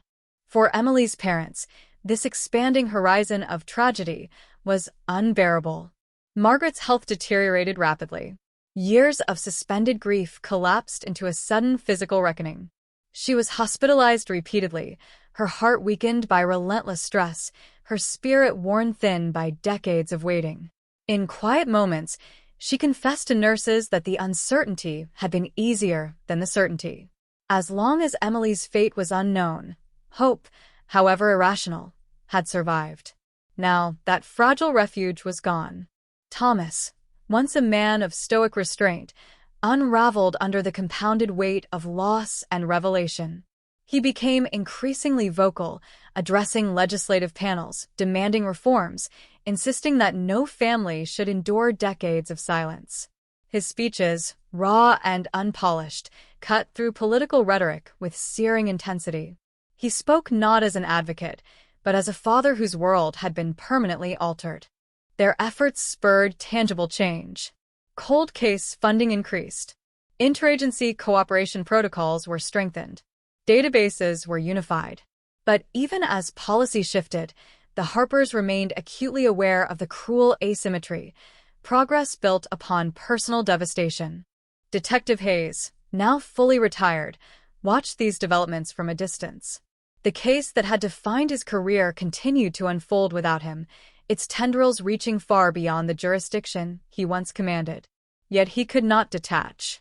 He attended hearings, met privately with younger detectives, offered insight, caution, and encouragement drawn from hard-earned experience. In moments of solitude, he revisited his earliest notes, tracing the evolution of his understanding. He saw, with painful clarity, the assumptions that had guided his early decisions, the reliance on surface appearances, the underestimation of quiet menace, the compartmentalization of violence. He recognized the subtle biases that had shaped investigative priorities, the ways in which convenience and familiarity had eclipsed curiosity. The recognition haunted him, but regret, he knew, was sterile. What mattered was vigilance. What mattered was the relentless pursuit of coherence in a world inclined toward fragmentation. Meanwhile, Daniel Cross faced his own reckoning. Transferred to a high-security facility, he lived under constant surveillance, isolated from general population for his own protection. The notoriety of his crimes marked him as a target. His days contracted into a rigid routine of meals, solitary exercise, and interrogations that never fully ceased. Investigators continued to press him, seeking clarity, seeking names, seeking the contours of a network that might yet be exposed. At times, Cross cooperated, offering fragments of memory, half-formed confessions, blurred by alcohol and fear. At other times, he recanted, retreating into denial and hostility. In rare moments of candor, he admitted the truth he found most difficult to articulate, that violence had become normal, an ambient condition of his existence. He spoke of how fear, once conquered, gave way to power, and how power demanded repetition. He described a world where boundaries dissolved, where morality collapsed under the weight of impulse. His words did not absolve. They only illuminated the mechanisms by which atrocity becomes routine.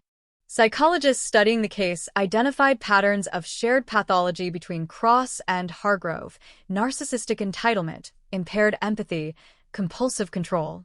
They theorized that the men had reinforced one another's darkest impulses, forming a feedback loop that accelerated their descent. Each act of violence validated the next, creating a trajectory that might have continued indefinitely had it not been disrupted by chance and technological progress.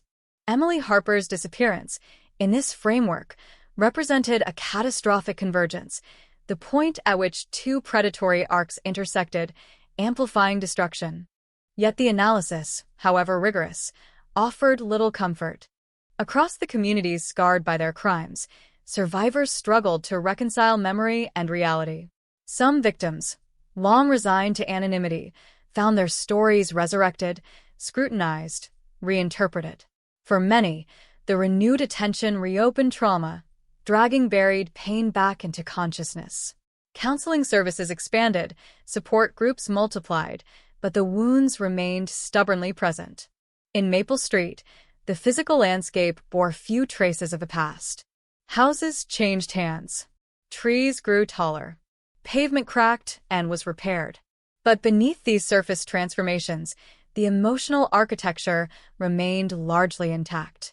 Longtime residents spoke in lowered voices when passing the Harper home, as though the walls themselves might overhear. Newcomers sensed the unease without fully understanding it, a subtle tension in the air, a shared reluctance to linger after dark, a collective instinct to lock doors early. The street had learned fear, and fear, once learned, is never fully forgotten. On the anniversary of Emily's disappearance, the town gathered once more. Candles lined the sidewalks. Names of victims, newly identified through the task force's work, were read aloud. Each name landed heavily, expanding the boundaries of grief beyond a single life, revealing a constellation of loss that defied comprehension. Thomas Harper stood before the crowd, his voice steady but strained. He spoke of Emily not as a victim, but as a daughter, a friend, a young woman whose laughter had once filled their home. He recounted small, intimate details, her habit of singing softly while washing dishes, her love of secondhand novels, the way she insisted on handwritten letters in an age already drifting toward impersonal communication. He ended with a simple declaration that remembrance was a form of resistance, that to remember was to deny violence its final victory. The crowd listened in silence, united by an understanding that transcended words. Elsewhere, investigative teams continued their work, tracing faint trails through fragmented archives, guided by the hope that even partial truth could restore dignity to those long erased. In some cases, they succeeded. In others, they encountered only silence, the past sealed beyond reach. The limitations of justice revealed themselves with brutal clarity. Not every crime could be solved. Not every story could be reconstructed. Not every wound could be closed. And yet, the effort persisted. In this persistence, Hayes found a measure of peace. He recognized that resolution was not an endpoint, but a continuum, a series of approximations toward understanding. Each case solved, each connection uncovered, narrowed the gulf between ignorance and awareness. Emily's story, in its terrible reach, had catalyzed this movement. Her absence had compelled a reckoning that extended far beyond Maple Street, reshaping investigative culture, accelerating technological integration, and challenging complacency. Yet the personal cost remained immeasurable. In his final visit with Margaret Harper, Hayes sat beside her hospital bed as winter light filtered through pale curtains.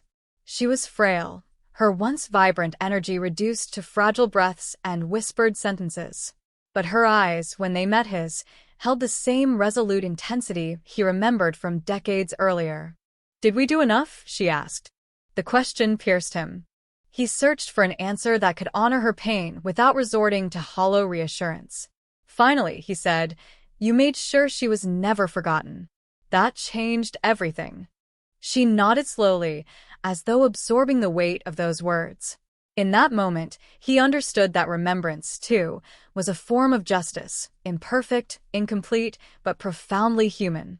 Margaret passed away weeks later, her last days surrounded by photographs, letters, and the enduring presence of a daughter who would never age. Thomas carried on alone, sustained by advocacy and memory. He became a fixture at conferences, schools, and community gatherings, sharing Emily's story as both warning and tribute. His voice, though weathered by grief, retained a quiet strength, a determination to transform personal tragedy into collective vigilance. And so, the case continued to unfold, not as a closed chapter, but as an ongoing dialogue between past and present, between loss and responsibility. The chilling truth, once uncovered, refused to remain static. It demanded engagement, accountability, and humility. In this way, Emily Harper's disappearance transcended its origins, becoming a catalyst for awareness, a testament to the enduring impact of unresolved violence, and a reminder that even in the face of profound darkness, the pursuit of truth remains an act of defiance. But defiance, like grief, carries its own burden. And in the quiet spaces between remembrance and forgetting, the echoes of that winter night still linger, whispering a single, unresolved question into the collective conscience. How many stories like hers remain untold, waiting in the shadows for someone to listen? The question did not fade. It deepened. How many stories like hers remained untold? It lingered in the margins of every reopened file, in the exhausted eyes of investigators sifting through decades of dust and regret, in the restless sleep of families who still waited for phone calls that might never come. Emily Harper's case had cracked open a sealed chamber of buried histories, and what spilled out could not be contained again. Across the Midwest, law enforcement agencies began sharing information at a scale previously unimaginable. Old rivalries dissolved. Jurisdictional walls lowered. Patterns once invisible emerged as data converged, revealing clusters of violence that had slipped through fragmented systems. It was as if a fog had lifted, exposing a scarred terrain shaped by years of unacknowledged harm. In Indiana, A retired detective named Arthur Bell revisited a case he had never stopped thinking about: the disappearance of 16-year-old Rachel Morrow in 1986. She had vanished while walking home from a school fundraiser, her path eerily similar to Emily's. For decades, the case had been dismissed as a runaway scenario, despite the absence of motive, preparation, or subsequent contact. Now, Bell traced Rachel's last known movements against Samuel Hargrove's confirmed locations. The overlap was undeniable. A search was launched in the wooded ravine where Rachel had last been seen. For days, teams combed the terrain, probing soil softened by spring rain. On the fifth afternoon, a volunteer uncovered a fragment of decayed fabric tangled around a tree root. Beneath it lay bone. The remains were sparse, scattered, but sufficient. DNA confirmed what Bell had feared for 33 years. Rachel Morrow had never run away. Her discovery detonated a wave of grief and fury across her hometown, reopening wounds sealed by resignation. Her parents, now elderly, wept in front of cameras, torn between relief at finally knowing and devastation at the truth. They had buried hope decades earlier. Now they were forced to bury their child. And Rachel was not alone. Within months, additional sites surfaced: shallow graves, isolated bone fragments, personal effects preserved by chance. Each discovery extended the constellation of victims, mapping a hidden geography of loss across highways, riverbanks, abandoned quarries, and forgotten fields. The landscape itself seemed to testify, yielding secrets long suppressed beneath layers of earth. Yet even as bodies emerged, others did not. For every resolved disappearance, two more lingered in ambiguity. Families watched the unfolding revelations with agonized anticipation, oscillating between dread and desperate hope. Some submitted DNA samples, clutching the possibility of identification like a fragile lifeline. Others refused, unwilling to confront the finality such confirmation might bring. The emotional toll was immense. Support groups formed, uniting families linked by absence. In church basements and community centers, they shared stories, photographs, fragments of memory. They spoke of birthdays frozen in time, bedrooms preserved like shrines, holidays haunted by empty chairs. Their collective grief transformed into a fragile solidarity, a shared language forged by loss. Emily's story threaded through these gatherings like a quiet anthem. Her name became shorthand for perseverance, her case a symbol of what relentless pursuit could achieve, and what it could never fully repair. Meanwhile, Daniel Cross's cooperation waned. The more investigators uncovered, the more he retreated, as though overwhelmed by the accumulating weight of consequence. In one interview, he confessed that the exposure of so many buried crimes felt like a kind of apocalypse, a collapse of the world he had constructed to avoid accountability. "I thought time would erase it," he murmured. "I thought it would all just disappear." Time, however, had preserved the damage with merciless fidelity. Psychiatric evaluations suggested Cross was grappling with delayed remorse, a psychological reckoning long deferred. He spoke of dreams in which faces emerged from darkness, of nights punctuated by sudden panic, of a growing awareness that silence had not spared him, only postponed judgment. Yet remorse did not equate to redemption. Survivors and families rejected any narrative that softened culpability. For them, confession was not catharsis. It was an admission long overdue. As the investigation widened, attention turned toward institutional failure. Legislative hearings convened to examine how systemic fragmentation had enabled predators to operate unchecked. Experts testified about the absence of integrated databases, the limitations of forensic technology, the biases that had influenced investigative priorities. They spoke of how missing persons from marginalized backgrounds received less attention, how transient communities were overlooked, how resource constraints forced triage that privileged immediacy over persistence. Each admission peeled back another layer of structural vulnerability, revealing a justice system strained by competing demands and constrained by human limitation. The hearings were raw, confrontational, and at times deeply uncomfortable. Officials faced grieving families across long tables, their authority stripped bare by accountability. Promises of reform echoed through legislative chambers, though skepticism remained. Too often, such commitments faded once public attention shifted. Yet something felt different this time. The scale of revelation had shocked the conscience. Emily's case, amplified by the cascade of linked discoveries, had pierced complacency. It had demonstrated, with devastating clarity, that unresolved violence was not a relic of the past, but a living force shaping the present. New funding streams were approved. Cold case units expanded. Forensic laboratories received critical upgrades. Training programs emphasized pattern recognition and interagency cooperation. Slowly, cautiously, the architecture of investigation evolved. But no reform could restore what had been lost. In Maple Street, the Harper house stood empty once more. Thomas had moved into a smaller apartment closer to town, unable to bear the weight of memory embedded in every wall. Yet he visited the old place often, standing quietly on the sidewalk, tracing the contours of a life that had diverged irrevocably. Neighbors noticed his presence, but rarely approached. Some grief demands solitude. One evening, as dusk settled and porch lights flickered on, Thomas lingered longer than usual. Snow had begun to fall, softening edges, muffling sound. For a moment, the world resembled the night Emily disappeared, suspended between motion and stillness. He imagined her approaching, boots crunching softly against frozen ground, breath clouding the air, keys clinking in her hand. The image was vivid, piercing. And then it dissolved, leaving only the quiet ache of absence.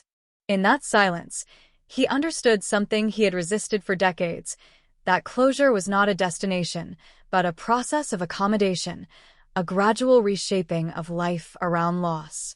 It did not mean forgetting. It meant carrying memory without being crushed by it. Across the country, other families confronted similar reckonings.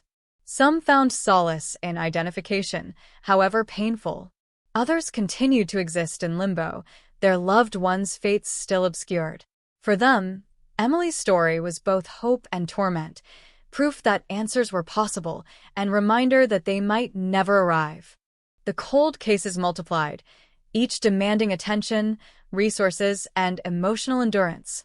Investigators navigated a landscape of grief and expectation, their work punctuated by moments of triumph and profound disappointment. Through it all, the chilling truth persisted, that the past is never truly past. It lingers in forgotten evidence, in unexamined assumptions, in the silent spaces between recorded facts.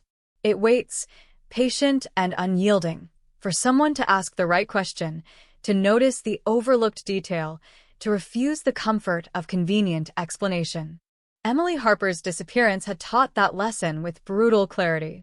And as her story continued to unfold, intertwining with countless others, it forged a legacy not of resolution, but of vigilance, a reminder that the pursuit of truth is not finite, that justice is a horizon continually receding, and that the cost of inattention is measured in human lives.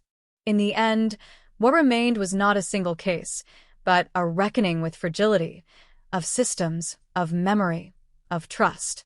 And beneath it all, a haunting awareness that even now, somewhere, another cold case was beginning, its first clues dissolving into darkness, its future witnesses unaware that they were standing at the threshold of a mystery that might endure for decades. The silence that followed was not empty. It was waiting. The waiting was not passive. It pulsed beneath the surface of everyday life, an invisible current shaping decisions, fears, and instincts. Across the towns threaded through Emily Harper's story, people learned to listen more closely to silence, to regard routine with suspicion, to read absence as a warning. The legacy of the case had settled into the collective psyche, transforming normalcy into something provisional, something that could fracture without notice. In the years that followed, the task force's work slowed, not from lack of will, but from the simple arithmetic of exhaustion. Investigators rotated out. New faces arrived, burdened with the weight of accumulated history. Files multiplied faster than they could be resolved. Each solved case illuminated 3 more. Each answer generated new uncertainties. And yet, one thread refused to fade. It began as a rumor, barely more than a whisper circulating through online forums devoted to cold cases. A truck driver claimed to have overheard a conversation in a remote Tennessee bar sometime in the early 1990s, 2 men arguing in low, furious tones about the girl in Ohio and keeping things buried. He remembered little else, only the intensity, the fear that laced their voices. At the time, he had dismissed it as drunken bravado. Decades later, after watching a documentary about Emily Harper, the memory resurfaced with unsettling clarity. The tip reached the task force through an anonymous email. Though fragile, the lead reopened an avenue investigators had reluctantly shelved. The possibility that Cross and Hargrove had not acted alone, that a third presence had lurked in the shadows, facilitating movement, disposal, or silence. The idea threatened to explode the already complex narrative into something far more expansive, something bordering on conspiracy. The team hesitated, wary of chasing phantoms. But the history of the case had taught them a painful lesson. Dismissal was a luxury they could no longer afford. They traced the truck driver, now living quietly in Missouri. His recollection was imperfect, scarred by time, but certain details persisted. The rough cadence of Midwestern accents, the mention of a quarry, the repeated use of the word again. Again. The word reverberated ominously, suggesting repetition, a cycle long established. Cross, confronted with this new possibility, reacted with uncharacteristic agitation. His composure fractured, his denials sharp and immediate. He dismissed the story as fabrication, coincidence, paranoia. But the vehemence of his response betrayed something deeper, a defensive reflex that hinted at concealed knowledge. For the first time, investigators considered the chilling possibility that Emily's case was only one fragment of a far larger architecture of violence, one constructed collaboratively, systematically, and with chilling efficiency. If true, the implications were staggering. They expanded their scope, mining records for recurring names, vehicles, addresses, and employment sites that intersected with Cross and Hargrove's movements.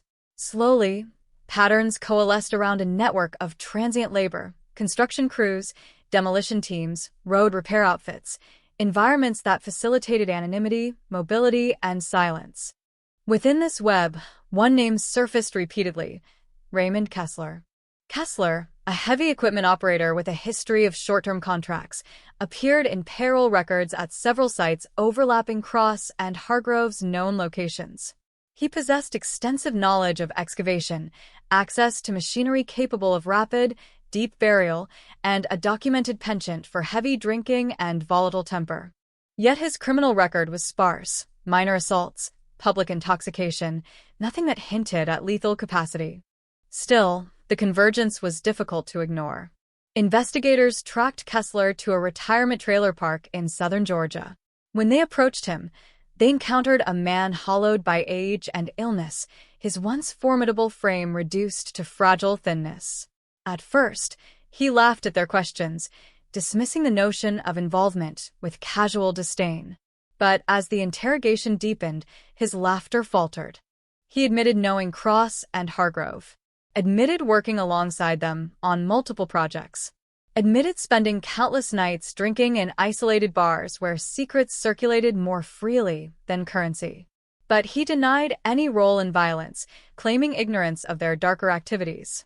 Yet subtle inconsistencies undermined his narrative. His timeline shifted. His recollections blurred selectively. His eyes flicked away at critical moments. Search warrants followed. In a rusted storage unit rented under Kessler's name, investigators discovered a trove of artifacts, personal items belonging to unknown individuals: rings, necklaces, wallet fragments, scraps of fabric, a faded driver's license photograph. The collection suggested not nostalgia, but trophies. The shock rippled through the task force.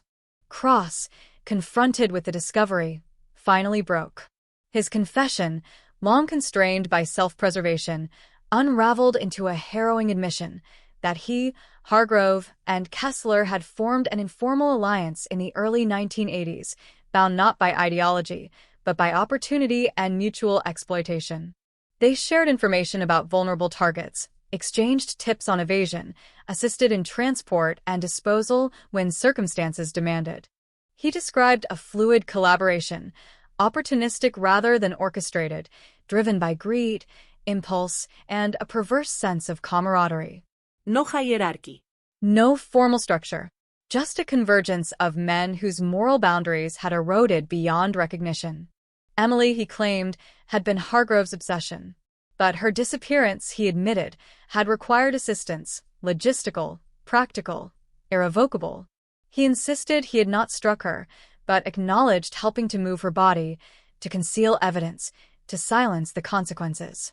Kessler, faced with the mounting evidence, confessed partially, acknowledging knowledge of crimes, but minimizing direct participation. His statements, riddled with omissions, painted a picture of complicity without authorship, proximity without agency. Yet the physical evidence contradicted his narrative. Soil residue on his machinery matched sediment from one of the burial sites. Fibers embedded in a recovered jacket aligned with fabric found on unidentified remains. Slowly, inexorably, the perimeter of culpability tightened. The legal machinery ground forward, processing the revelations with clinical precision. New indictments followed. Hearings expanded. Media attention surged anew, reviving public fascination and outrage. The story, once confined to a single cold case, now resembled a tapestry of interwoven tragedies, each thread bearing the imprint of collective failure. For the families, the unfolding horror was nearly unbearable. Some confronted the reality that their loved ones' deaths were not isolated misfortunes, but elements of a prolonged campaign of violence. Others struggled with the destabilizing awareness that neighbors, co-workers, even casual acquaintances might have brushed unknowingly against predators. Trust fractured along fault lines invisible until now. In Maple Street, residents spoke of the case in hushed tones, wary of resurrecting fear. Yet beneath their restraint lay a deeper vigilance. People watched unfamiliar cars more closely. Parents extended curfews. Windows stayed lit long after midnight. The lessons of the past had reshaped the rhythms of daily life. Thomas Harper followed the developments with grim focus. Each new confession, each recovered artifact, each identified victim widened the emotional terrain of Emily's story. Her death was no longer singular. It was part of a chorus of loss, its resonance magnified by collective suffering. Yet within that expansion, Thomas found a fragile sense of purpose. He reached out to newly identified families, sharing what he had learned through decades of grief. His presence, calm and unflinching, offered a form of solidarity few others could provide. In their conversations, he spoke not of justice as resolution, but of endurance, the capacity to carry memory forward without surrendering to despair. His words, forged in personal catastrophe, resonated deeply. Meanwhile, the task force faced a sobering realization. Despite their progress, the full extent of the network might never be uncovered. Some participants were likely dead. Others had vanished into anonymity. Records were incomplete. Memories unreliable. The architecture of concealment had been built not only from intent, but from the entropy of time. The pursuit of truth, they understood, was asymptotic, always approaching, never fully reaching. This recognition demanded humility. In strategic meetings, investigators recalibrated their goals. Rather than total resolution, they focused on identification, accountability, and prevention. Each victim named, each perpetrator charged, each systemic vulnerability exposed represented a meaningful step, however partial. Emily's case, they realized, had shifted the paradigm. It had demonstrated that even the coldest cases could thaw under sustained scrutiny, that persistence could penetrate layers of obfuscation, that truth, though fragile, could endure. But the emotional toll of this pursuit was immense. Detectives reported burnout, insomnia, emotional numbing. Exposure to relentless suffering reshaped their internal landscapes, blurring boundaries between professional detachment and personal anguish. Counseling services expanded, acknowledging the psychological cost of confronting humanity's darkest capacities. In this environment, small victories gained disproportionate significance, a name recovered, a family notified, a fragment of identity restored. One such moment arrived when a necklace found among Kessler's belongings was matched to a missing person report from 1989. The victim, a 19-year-old named Laura Bennett, had vanished after a summer festival in Kentucky. Her parents, long resigned to uncertainty, received the call in stunned silence. Though devastated, they expressed gratitude for the certainty, however brutal. For them, as for many, truth was a double-edged gift. As the network's contours sharpened, scholars, journalists, and criminologists descended, seeking to understand how such prolonged violence had evaded detection. Their analyses pointed to systemic fragmentation, to cultural reluctance to confront male predation, to the inertia of institutional routines. But beneath these structural explanations lay a simpler, more unsettling truth, that extraordinary harm often arises not from monstrous exception, but from the convergence of ordinary failures. Emily Harper's disappearance embodied this convergence. A door left unlocked, a trust misplaced, a report delayed, a lead dismissed. Each decision, trivial in isolation, accumulated into catastrophe. This realization haunted those who studied the case. And as the investigations continued, the echo of that winter night in 1985 reverberated across generations, a cautionary resonance that refused to fade. In quiet moments, Thomas returned to the memory of Emily's laughter, of her unguarded joy, of the uncomplicated optimism that had once defined her world. These recollections, tender and painful, anchored him against the gravitational pull of despair. He understood now that her legacy extended beyond loss. It lived in the lives spared by reform, in the cases reopened by persistence, in the vigilance awakened by her absence. Yet no amount of meaning could redeem what had been taken. The cold case had been unlocked, but the door it opened led not to closure, but to an abyss of accumulated sorrow, a reminder that the pursuit of truth, however essential, carries a cost that echoes far beyond the moment of revelation. And still, the waiting continued. Because even now, somewhere, in some forgotten file or unmarked grave, another fragment of the story lay dormant, awaiting discovery, its silence heavy with implication, its eventual emergence poised to reshape everything once again. The night does not end when the sun rises.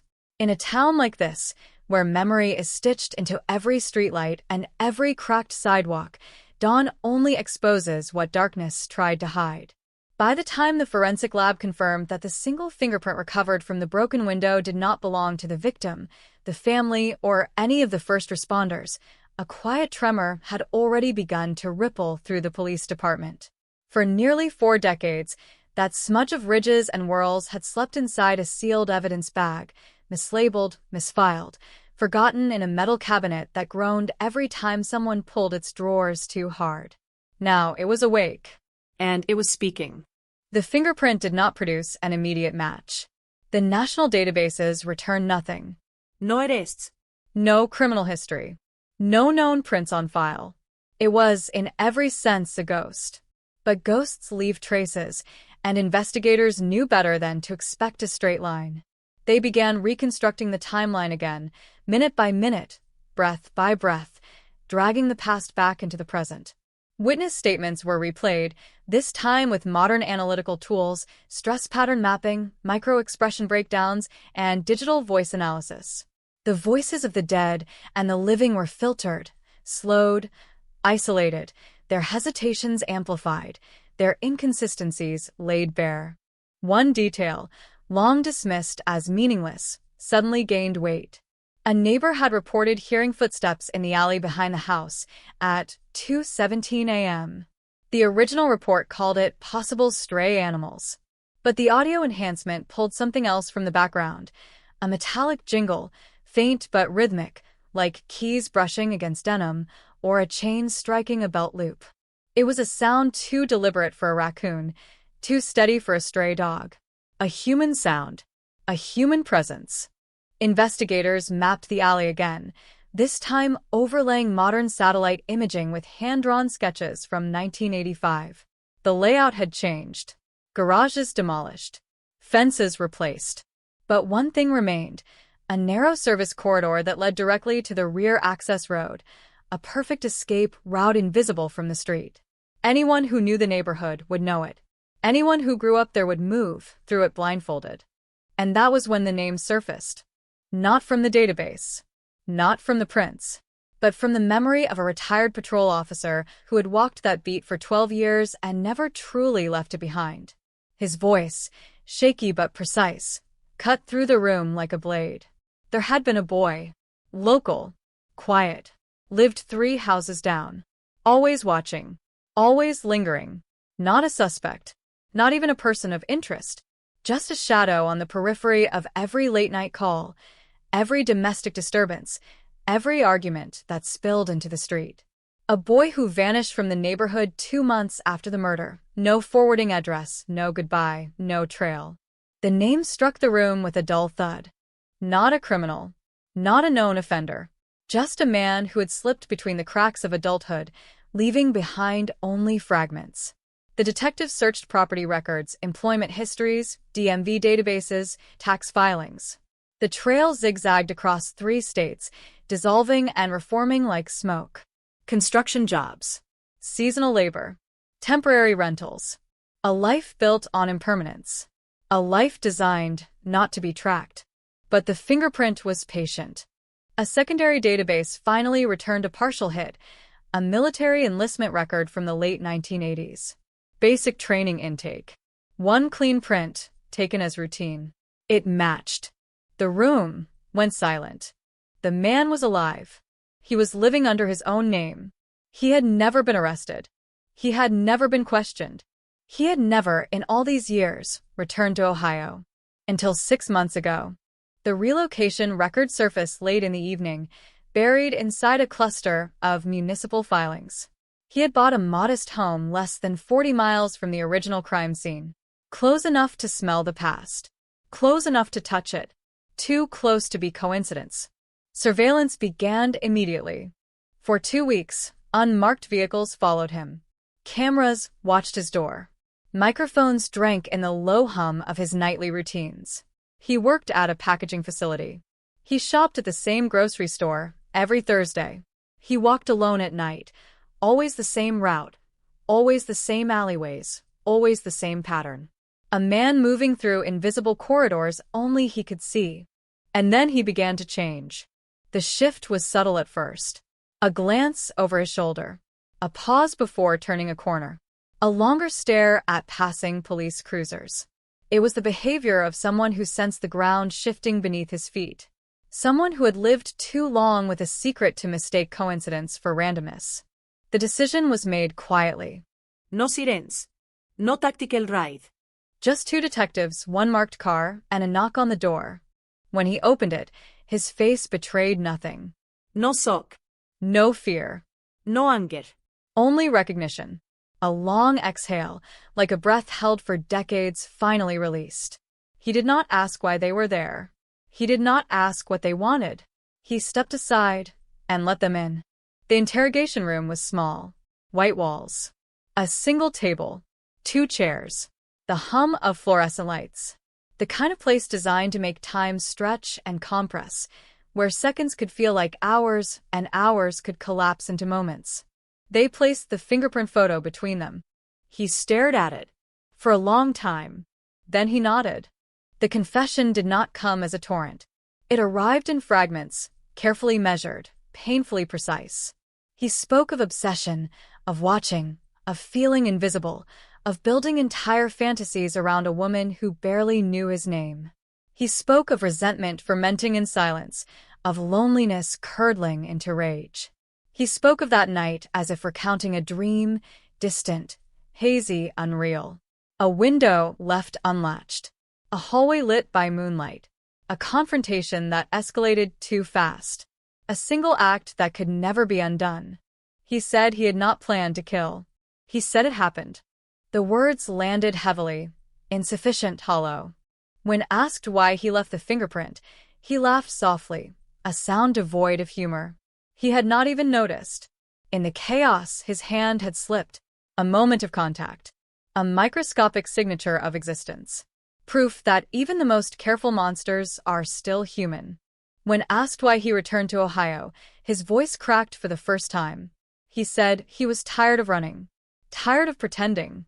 Tired of waking in the night soaked in sweat, hearing footsteps that were not there, seeing faces that dissolved in the dark. He wanted to stand near the place where it all ended, as if proximity could offer absolution. It could not. The arrest made national headlines within hours. A 40-year mystery cracked open by a single forgotten fingerprint. A killer who had lived quietly among strangers, carrying a secret heavy enough to bend time. The community reeled. The family of the victim, now older, now weathered by grief, stood before cameras and struggled to find words that could bridge the distance between loss and closure. But closure is a myth. What they felt was not peace.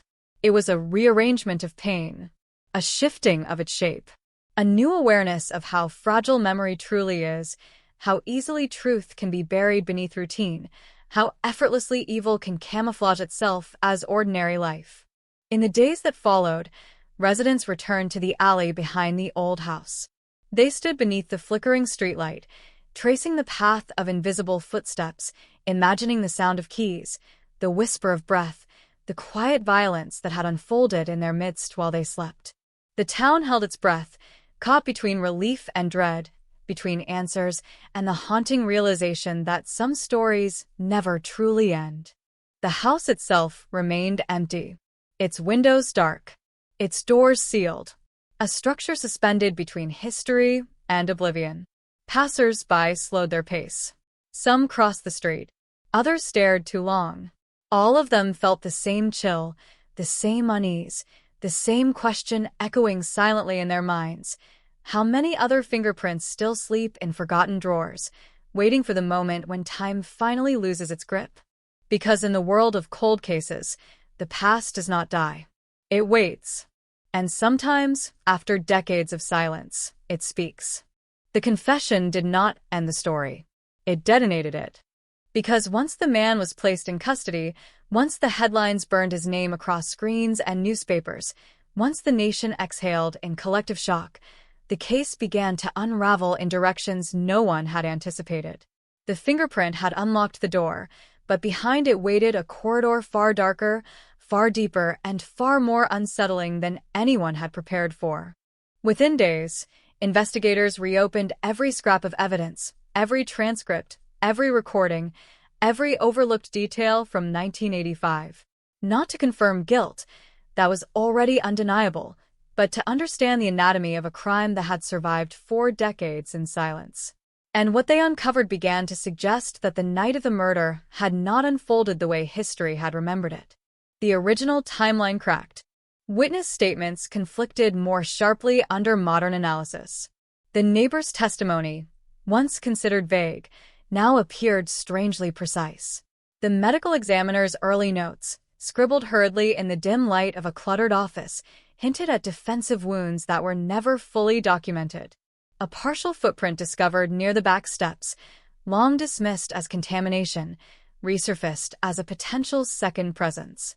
2 sets of movements. 2 overlapping patterns. 1 crime scene. The question that hung in the air, unspoken yet undeniable, was simple and terrifying. Had he acted alone? When confronted with these inconsistencies, the man's composure fractured. His calm, measured delivery began to splinter. His pauses stretched longer. His breathing grew shallow. His eyes flickered toward corners of the room, as though searching for shapes only he could see. Then, slowly, reluctantly, he began to revise his story. He spoke of another figure in the shadows, someone older, more confident, more dangerous. Someone who had recognized his obsession and fed it. A predator who had disguised manipulation as mentorship.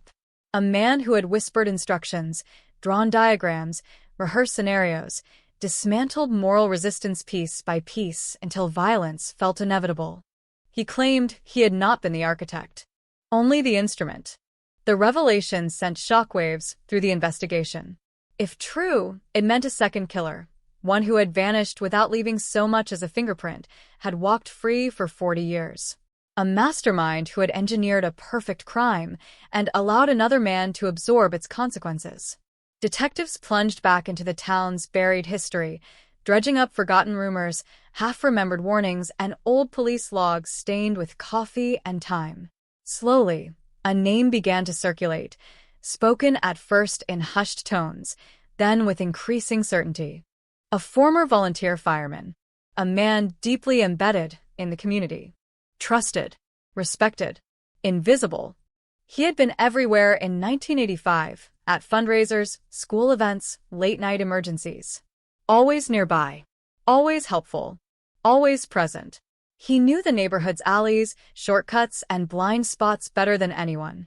He had responded to the original emergency call, arriving before several police units, stepping inside the house before the perimeter was fully secured. And then, like smoke, he had faded. He moved out of state within a year, changed careers, severed contact, left behind no digital footprint, no criminal history, no trail that would have raised alarms. But memory is not easily erased. An elderly dispatcher remembered his voice. A retired paramedic recalled his eyes. A former detective, now in assisted living, whispered a warning he had never written down.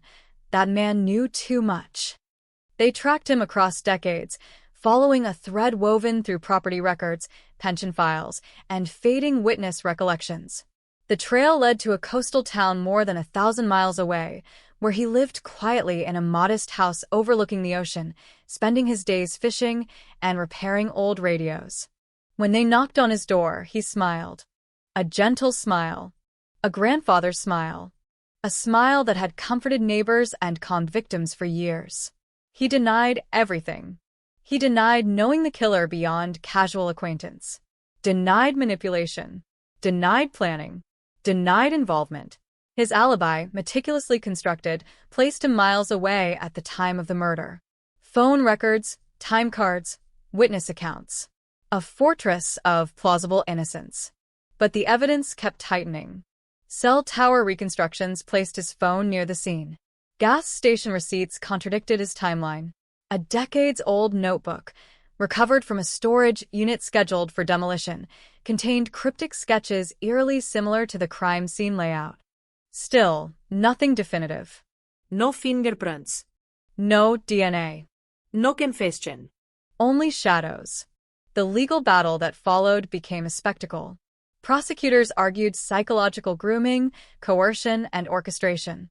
Defense attorneys dismantled timelines, cast doubt on memory, and painted the second suspect as a victim of paranoia and coincidence. The courtroom became a battlefield between truth and uncertainty, where every word was weighed, every silence dissected. The jury deliberated for 5 days. When the verdict was read, it landed like a thunderclap. Not guilty. The room erupted. The families collapsed. The killer who had confessed sat motionless, eyes fixed on the floor, lips trembling. Whatever bond had tied him to the older man, whatever loyalty or fear had once governed his silence, shattered in that moment. He had named the shadow behind the crime, and the shadow had slipped away. Again. The public reacted with fury and disbelief. Protests ignited outside courthouses. Editorials screamed of injustice. True crime forums dissected every frame of the trial, every micro-expression, every inflection, searching for truth in pixels and sound waves. But truth remained elusive. The man who had walked free returned to his ocean-facing home. Each morning, he cast his line into the water. Each evening, he watched the sun bleed into the horizon. To neighbors, he was gentle, Kind. harmless. To the families, he was a ghost that could never be exorcised. The case officially closed, but its echo refused to fade. Investigators, journalists, and civilians alike continued to pursue answers, convinced that something vital had been left buried. The fingerprints had solved one mystery. They had exposed one killer. But they had also unveiled a deeper terror, the possibility that perfect crimes do not belong to monsters lurking in the dark, but to ordinary faces hiding in plain sight. In Ohio, the alley still waits. The house still stands. And somewhere, beneath layers of routine and time, the unanswered questions continue to breathe, restless and unresolved, reminding the living that even when justice appears to have spoken, silence can still scream.